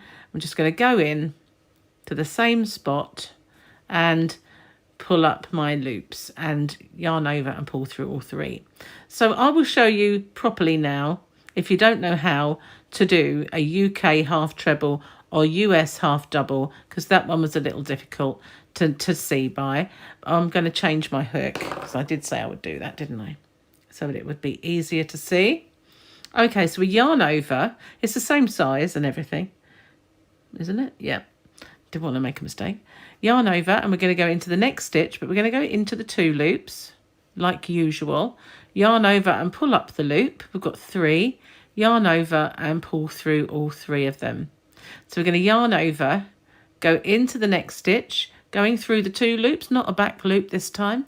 Yarn over, pull up the loop, yarn over and pull through all 3. And that is all we're going to do in every single stitch all the way around our hat. But the reason we do the first row in the white is because we will get this line of where it looks like you've got a little jagged edge. You will get that. But if you were going into the top of the brim, then that would be very uneven. So our first row will always be the same colour as the brim, just to even that off and give us a nice straight edge to do our first row of stitches in. Okay, so I'm going to pause it then, because all we're doing is UK half trebles or US half doubles in every single stitch all the way around. So I'm going to carry on. I'll pause it and I'll catch up with you when I get back to this point. Okay, so I'm almost there, almost back to the start, and I'm going to go into my last stitches. Now for this next part, I have actually gone into both those stitches, so it looks a little bit, let me just join it and see what happens. I'm going to join it with a slip stitch into my first stitch, and I'll see if that actually looks like there's a gap. It's not too bad, that's fine. It's just that there isn't a stitch in between there, I don't think. I've got my glasses on, and the fact is, because it's white, it's hard to see sometimes. But is there a stitch there? No. Okay, so I'm going to join into this first stitch with a slip stitch. And if you, like me, you cinch down your chain, then you'll be able to see that that's your stitch. Now this is where it gets a little tricky, because every other row we're going to start our row slightly different. The first row is the first way we're going to do it. This row is the second way. And what that will do is it will make our seam more or less invisible. I mean, if you look at this hat and you go all the way around it, you can't see the seam. It's invisible. And that's because I staggered the actual, I think it's here. I think it's, no, it's not. Is that good? You can't see it. And we do that by staggering our start and end point. So this time round, we're going to do a chain and we're not going to cinch it. And then we're not going to go into the same stitch that we did before. We're going to go into this next one, which is here. We're going to yarn over and make that our first stitch. And then we're going to go into every single one all the way around. And I'm just the same. And this is all we do, this stitch. It's now, I'm going to get a knock at the door, guys. So I'm going to pause it and I will catch up with you when I get back to this point and show you what to do next. Okay, so I've made it all the way around. And now I only have these stitches here. So this one is where my chain has come out. So I'm going to go in there. I'm going to do my stitch, and then I'm going to ignore this chain and I'm going to slip stitch into the next one along. I hope you can see it. I've put the light on just to I'm going to zoom in. Okay, so I've gone into the stitch where this one comes out of my chain, and I'm going to ignore that chain. I'm going to slip stitch into this stitch, and what that's going to do is it's going to pull it over to stop the seam, because I don't know if you've noticed, when you do a seam on a round crochet, it will slant up like that, and that's going to stop it. So that, it did seem a bit strange, but it will work. So now we're going to do our chain, cinch it down, and we're going to do our stitch in the same stitch we've just come out of, and we're going to go in each one around. And that's what we're going to do. We're going to alternate. We're going to alternate those two rows, so that, I do apologise, I've got the water company outside, so it might get noisy. Hopefully not. That's who was knocking at the door. But I've just pulled some yarn out, so hopefully everything's going to be fine. So we're going to alternate. We're going to do, oh, I'm really zoomed, aren't I? Let's unzoom. Make sure we're still rolling, because sometimes that stops it.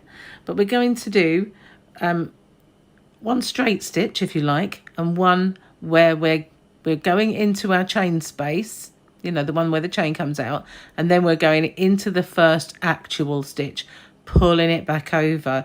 We're not pulling it physically, but that's what in effect our action is doing.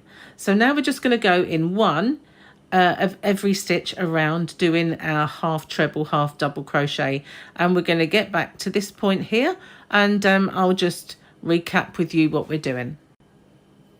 Okay, so we're almost back at the beginning. I've got a few stitches to do.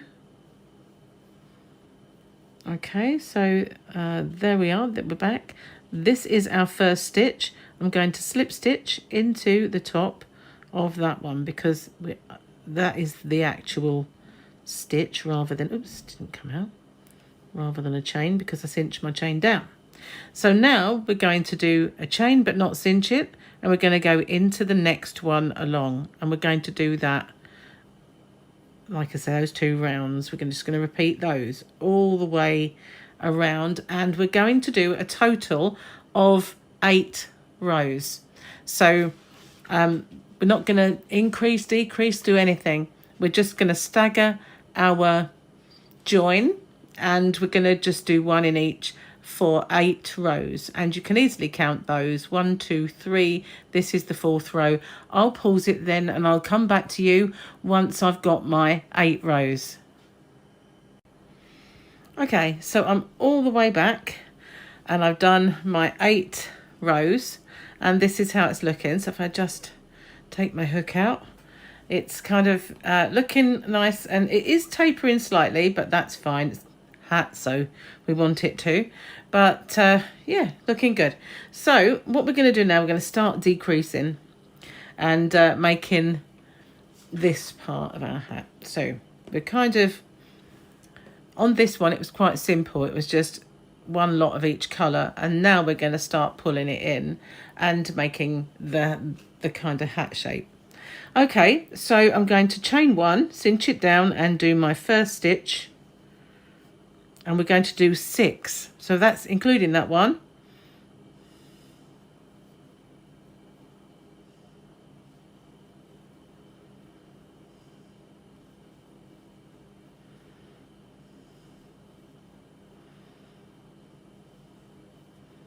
Okay, now we're going to do a decrease. So it's either half treble 2 together or half double 2 together, depending on where you're from. We're going to yarn over, go into our first stitch and pull up a loop, and then we're just going to go into the next stitch and pull up a loop. So we have 4 in our hook, yarn over and pull through all of them. Well, that split, didn't it? I'm having a bit of trouble with this hook splitting this yarn. These hooks don't normally split, but they're splitting this yarn. Okay, I'll do that again. Okay, better that time. So now we're going to do the same again. We're just going to do 6.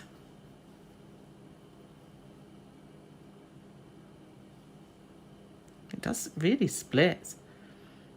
I've got a feeling there's something a little bit wrong with this hook, you know. It seems to be a little sharp. That's why I prefer the other one, I think.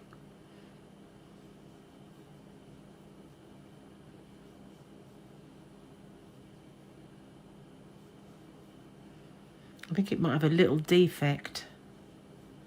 I guess everything has defects in manufacture. Hooks shouldn't be any different, I guess. So now we're going to decrease again. So it's yarn over, go in and pull up our loop, go into the next stitch, just not yarning over, and pull up the loop. So we've got 4 and pull through all of them. Now we're going to do 6.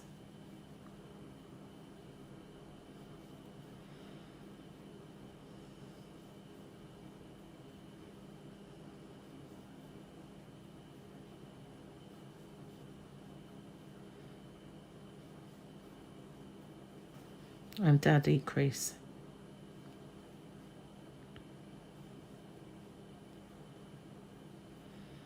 And then 6. And we're going to do that until we can't do it anymore.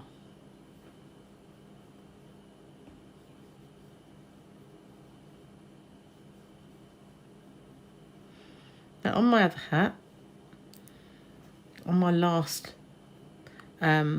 decrease after that, we're nearly round over then. On my last one, I had 8 stitches. Maybe different for this one. This one might not have the same amount of stitches, so we'll see.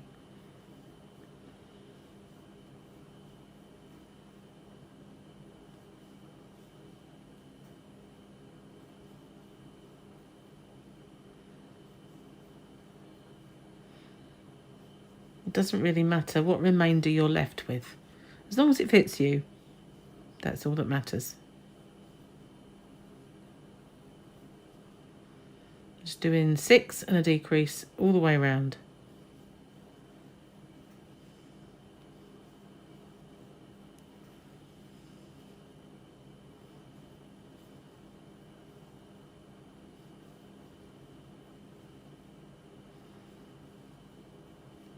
If I have to pause it at any time, then just bear with me. It's because those water people are still outside.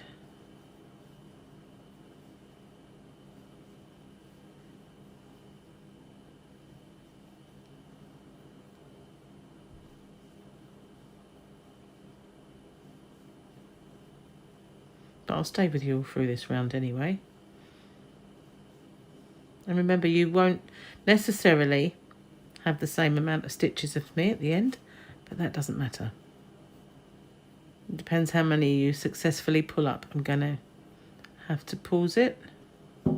I'll be right back. This is a parcel. It's that time of year, isn't it, when you just get lots of interruptions. So that was 3. Obviously I'm making a Christmas hat, so you can't help getting Christmas packages through the mail. I shouldn't have far to go, really. Need to pull some yarn.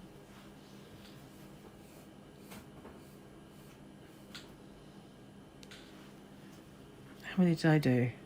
1.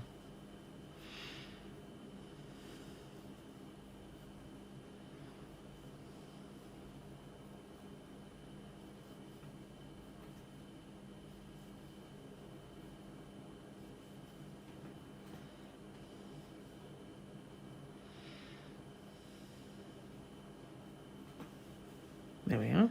So we've got 1, 2, 3, 4, 5, 6, 7, 8, 9, 10. So I have 10 stitches now. So I can do a 6 and then a decrease and then have a remainder. So that's what I'm going to do.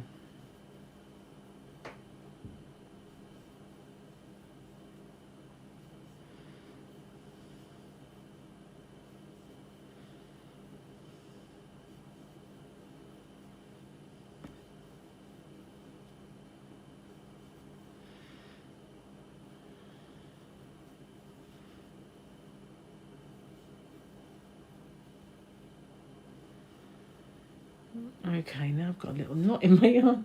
Typical. I've managed to undo it. So I'm going to just join with a slip stitch to my first stitch.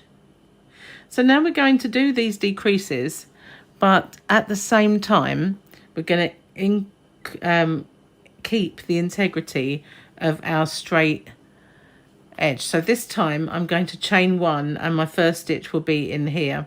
And we're just going to do 1 whole round without any decreasing. So we're going to just do 1 in each. That will pull it together nicely.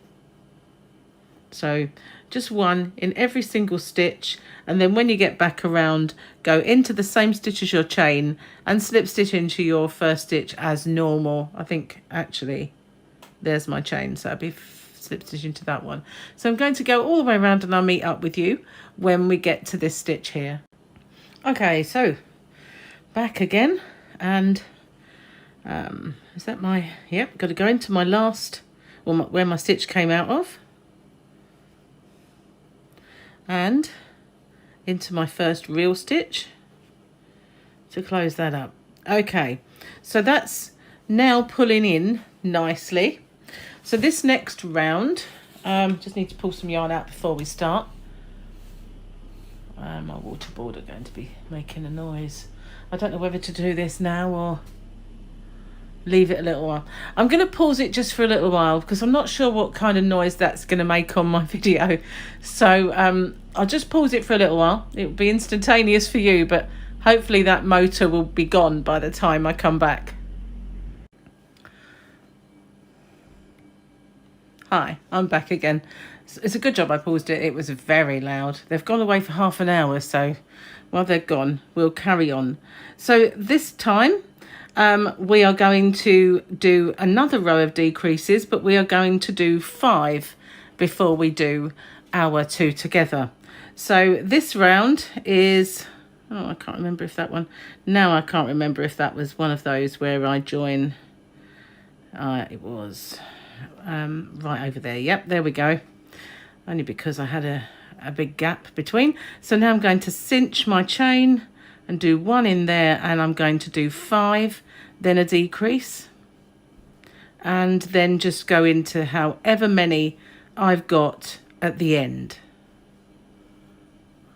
We've got BT now. Can't believe it. 1, 2, 3, 4, 5. All go. Seems to be utilities day. I don't think they're going to knock here though. But then again, who knows? Okay, so you don't need me to stay with you on this round because it's exactly the same as the row we did beneath this one, except instead of doing 6, we are doing 5 and then our decrease. So I'm going to pause it then.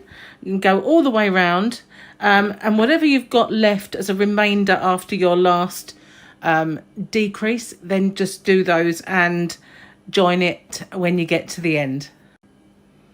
Okay, for me, if I did another decrease, it would be right on top of my join, so I'm not going to do any more. That was my last 5, so I'm just going to carry on until I get to the end. So that's kind of what I mean about just going into the last ones. Okay, so I'm just going to join it with a slip stitch, and the next round then is just 1 in every one all the way around, just as we did after our last increase. We did the 1 without anything. So that's what I'm going to do in this next round, and I'm going to keep the system at the seam.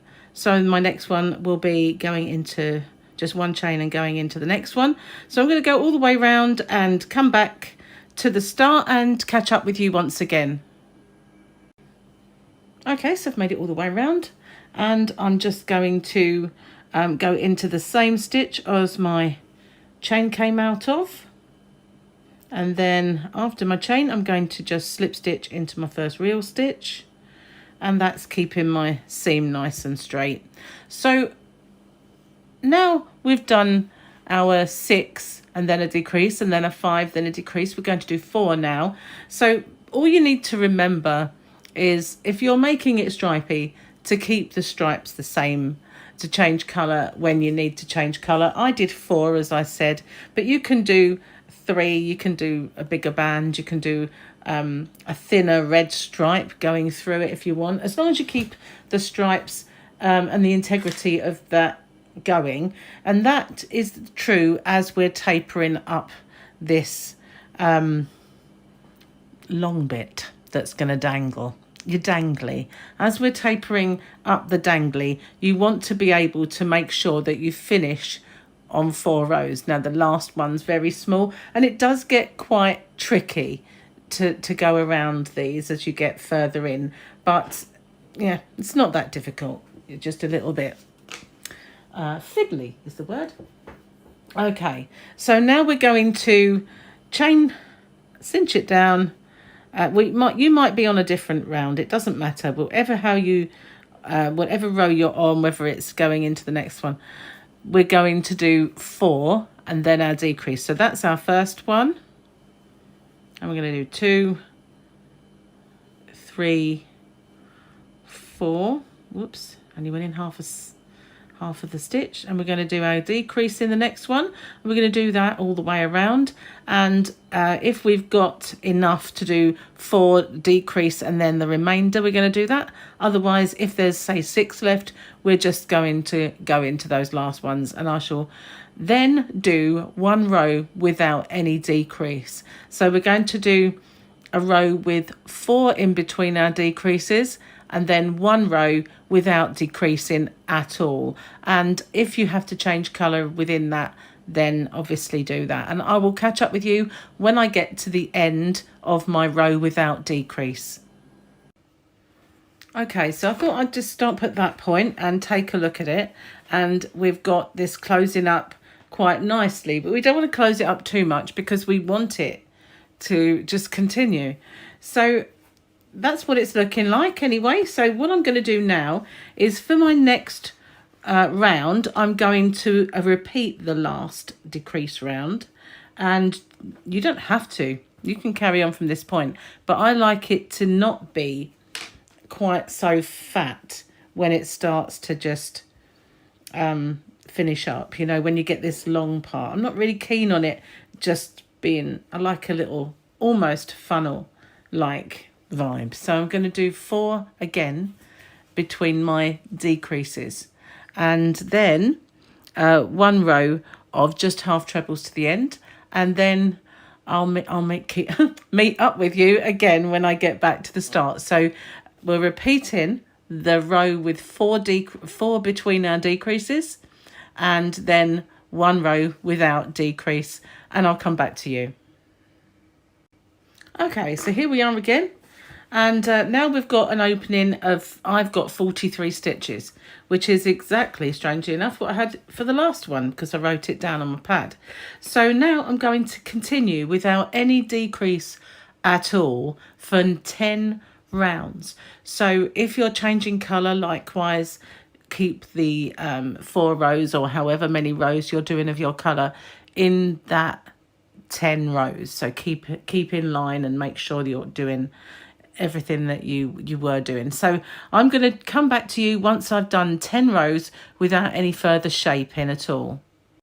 If you want to, you can pop in a stitch marker so you can see which one was your beginning row, and then you can count up that you've done 10, because otherwise it might get a little bit difficult to see which was your first row of the ones without decrease. So I've got a stitch marker here somewhere. Here we go. I'm just going to pop that in, and I'll know when I've done my 10 rows. And then, as I said, I will come back to you. Okay, so now we've got our 10 rows, or however you've done. You can remove this stitch marker and put it aside. Sorry if I'm a bit croaky. I've not been that well today. So here we go. This is the back of our work. Just to put it side by side, and we're now on this last little tapered section. But just a little word that if you wanted to, you could make this part as long as you wanted. So you could do more rows along here, or you could, once you get to this part, you could just extend it outward a bit more and just make it as long as you want. Have it come right down to your waist if you want to, if you've got enough yarn and if you think you fancy it. But I'm just going to carry on with this one, the same pattern as before. My water people are back, so it is going to get extremely loud, so I'm going to abandon this one for now, and it will be instantaneous for you, but I'm going to have to come back to you once they're finished. Okay, they're finally gone. It's all done. Thank goodness for that. No more interruptions for me. Okay, so now we are going to do 10 stitches before we do a decrease. So this one is, we obviously keep our edge the same. So we're going to do 10.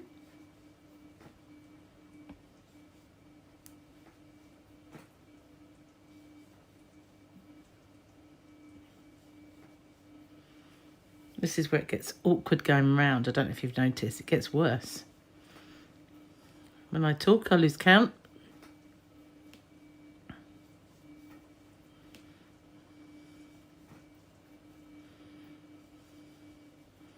Just count them. 2, 3, 4, 5, 6, 7, 8, 9, 10. It doesn't matter if you've got more stitches, less stitches, or you do 9 there. It kind of, it will work out. So don't worry too much. Don't get hung up on numbers. So we're going to do another 10.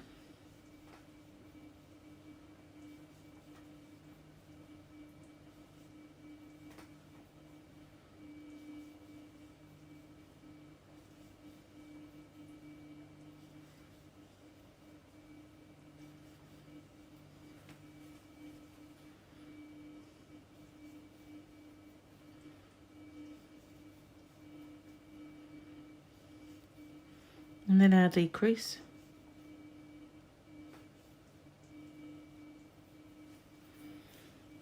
And we're going to do another 10.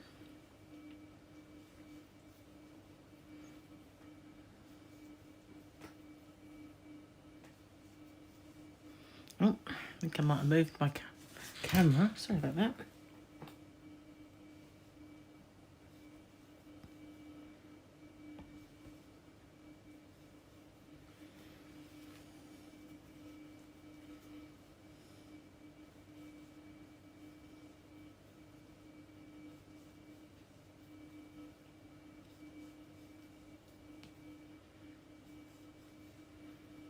Need to pull that whole yarn. This ball is getting low, but I think I've got just enough to finish it. Got more anyway. I think it's one more. I'll just do it in my decrease now, it doesn't matter, because after that one we're just going to decrease to the very end, and then we're going to do our join it together. And I think that I just need to check my notes. Bear with me a sec, because I wrote this as I went. I'll turn the page. I think it is 1 in every stitch without decreasing. Yep. Okay. So the next row is just 1 in every single stitch, no decreasing. So I'm going to pause it and I'll come back to you once I've done that row. Okay, so I'm all the way around, and in this one we're going to do 4. So I'm going to do my first one. I'm going to do 4 stitches.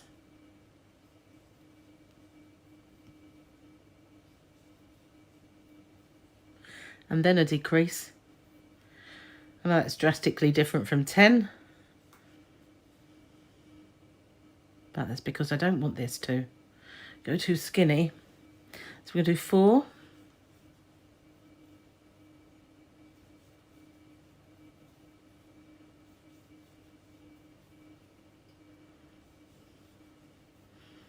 And then decrease. Of course, it's so much easier when you're not doing it on a camera. Hang on a second. I think I might need to go up a little bit. It's a bit difficult to swivel this at the same time as crochet it.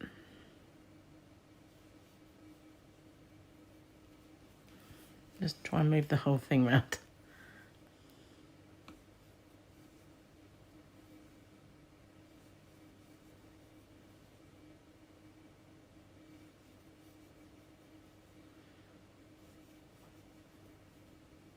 Okay, so we're just going to do 4 and then a decrease in every one. So I'm going to carry on doing that, and then however many I'm left with, I'm just going to go into those and then do a join. I'll come back to you once I've done that.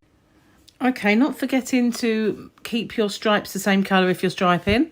I'm going to do 2 rows without any decreasing at all. So I'm going to complete those and I'll come back to you once we've got there. Okay, so this is what it's looking like. This is the back. So this is our join all the way up here. You can see it's nice and kind of more or less invisible. It's harder to see it on the other one that changes colour. So this row again, we're going to do the last 3 rows again. So that is, we're going to do 4 and our decrease, 4 and our decrease, and we're going to fit as many of those as we can in. I would say we'll only do like 2 or 3 of them at the most, and then the next 2 rows will be without decrease. So and keeping your stripes if you're striping, and keeping your seam the same. So this row is 4 then a decrease, 4 then a decrease, possibly 4 and then all the way around. I think that will work out, and then 2 rows without decrease. So I'm going to get on and do those and I'll come back to you. Okay, so this is how far we've got and we're nearly at the end. So from now on, we're going to do 4 and do our decrease, and then 4 and then our decrease. And we're going to do that until we can't do that anymore in this round. And then we're going to do 2 rows without decrease. Then we're going to do 4 and our decrease, 4 and our decrease until we can't do any more. And then 2 rows without decrease. And we're going to keep our stripes and our seam. And then we're going to do that for, hang on a moment, 1, 2, 3, 1, 2, 3, for 6 rows then. So that what's 2 decrease, well, so 1 decrease row, 2 without, 1 decrease row, 2 without, and then I'll come back to you. As you can see, we're right near the end now. So what we can do at this stage, if we want to, is just carry on for as long as we possibly want this to be. Or if you wanted to taper it longer, instead of doing 2 rows of without decrease, you could just do like 3. But I didn't want it to look too stepped. And I think if you just do 2, it does taper quite nicely. This yarn was actually, for some reason, a lot more drapey than this one. Must have been just slightly different. But so this one is a little bit narrower than the other, but not a great deal. So you can carry on for a little while if you want without shaping. It is hard to get around now though, guys, isn't it? But so we're getting near the end. So I'm just going to carry on and without shaping for another, I'd say about 5 or 6 rows. It really depends where you're at with your stripe, because you want the last part to have 4 rows. Even the last row, which is pulling it all together, needs to sort of be within that colour. So you need to kind of carry on and make sure that your last section still has the 4 rows of colour if you're striping. Okay, so I'm going to carry on and I'm going to just do, without any shaping at all, another, let's see, 7 rows. Okay, so now we need to close this up, and for that you're going to need a couple of rows. So whatever, if you're striping, I'm just pulling some yarn out, what you need to do is make sure that your last couple of rows are, you know, where you're going to end.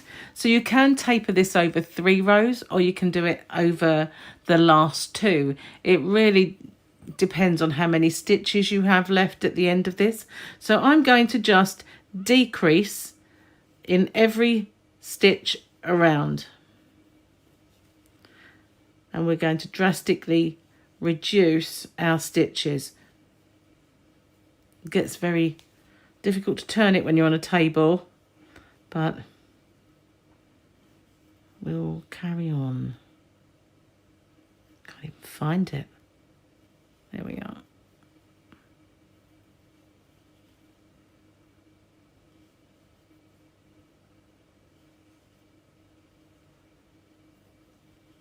Just keep going round.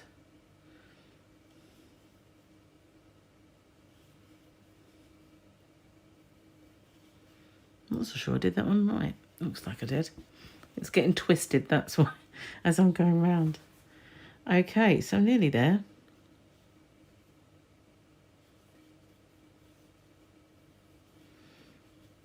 It's getting difficult because they're getting a bit long looking. Okay, so there's my last one.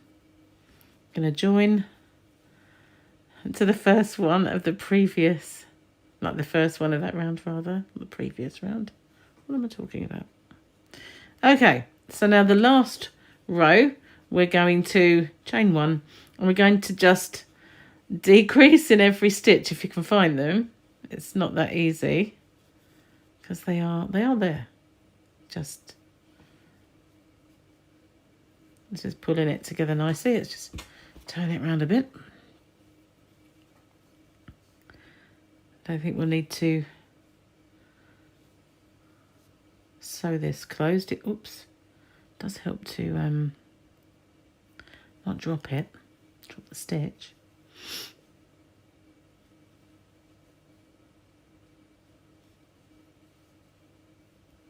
Oh, I did it again. Can you believe it? Because wouldn't happen if I wasn't sitting here like this. But, you know, workmen always blame their tools. So the saying goes. I think this is my last one.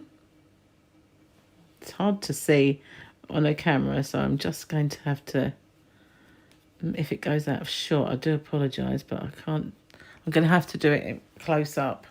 So I think I might be there, you know. Okay. I think I am. Let's just check that out. Okay, so I can't really go any further. It's just got very small at the top there. So all I'm going to do now is join it. Do I even need to? I don't think I even need to, but I'm going to just finish off because I know that there's a slip stitch there to join. I'm going to do one chain, cinch it down. I'm going to leave a nice long tail and end off, because when it comes to it, I'm going to put a pom-pom on there, just like this one, which I haven't made yet.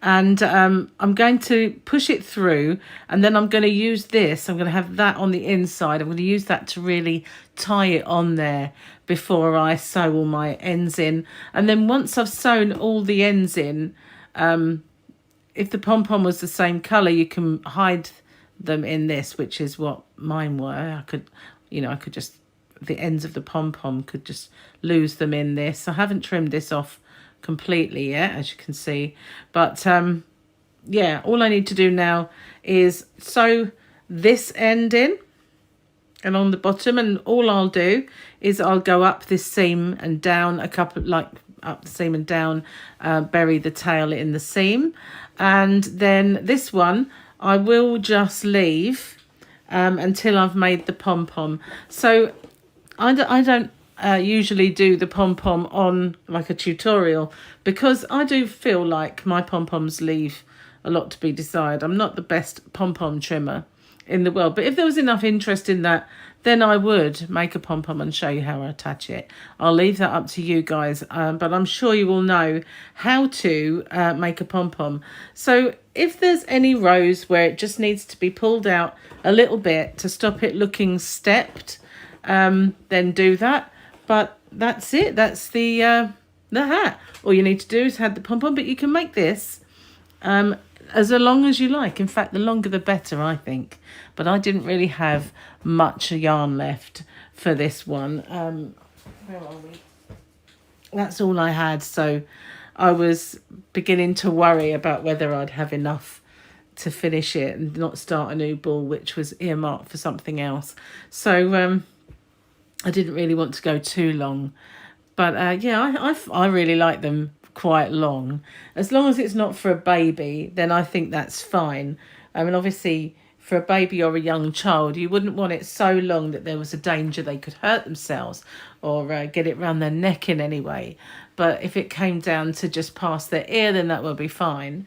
But for an adult who should know better, really, then that will be fine. So thanks for watching. Just a note on sizing then. If you wanted to make this larger or smaller, that's ever so easy to do by using different yarn, different hook size. So you could carry on with the same stitch count, make it with an Aran 4-weight yarn, and it would be bigger. If you wanted it smaller, then just drop down the crochet hook size. I've got a 4.5, but you could drop that right down. It would make it more compact a little bit, or you could even reduce it to a sport weight yarn, or which I don't really like working with very thin yarns, but you could, if you wanted to, drop down the yarn size and the hook size. But with a DK weight, quite often I'll use a 375 upwards, so you can drop it down a little bit more. But to be honest with you, I'm winding this yarn up as we speak. The brim, making the brim fit the head first, will kind of make this hat fit any size, really. You could go any size you want, but let's turn it round. This is the back. Yeah, so this back, all I will do is sew that end in. I like the seam. It's hardly noticeable, and yeah, I kind of like that. But there we are. That's it. It's all finished. Hope you enjoyed that. Thanks for watching. Stay safe, everyone, and I'll see you soon.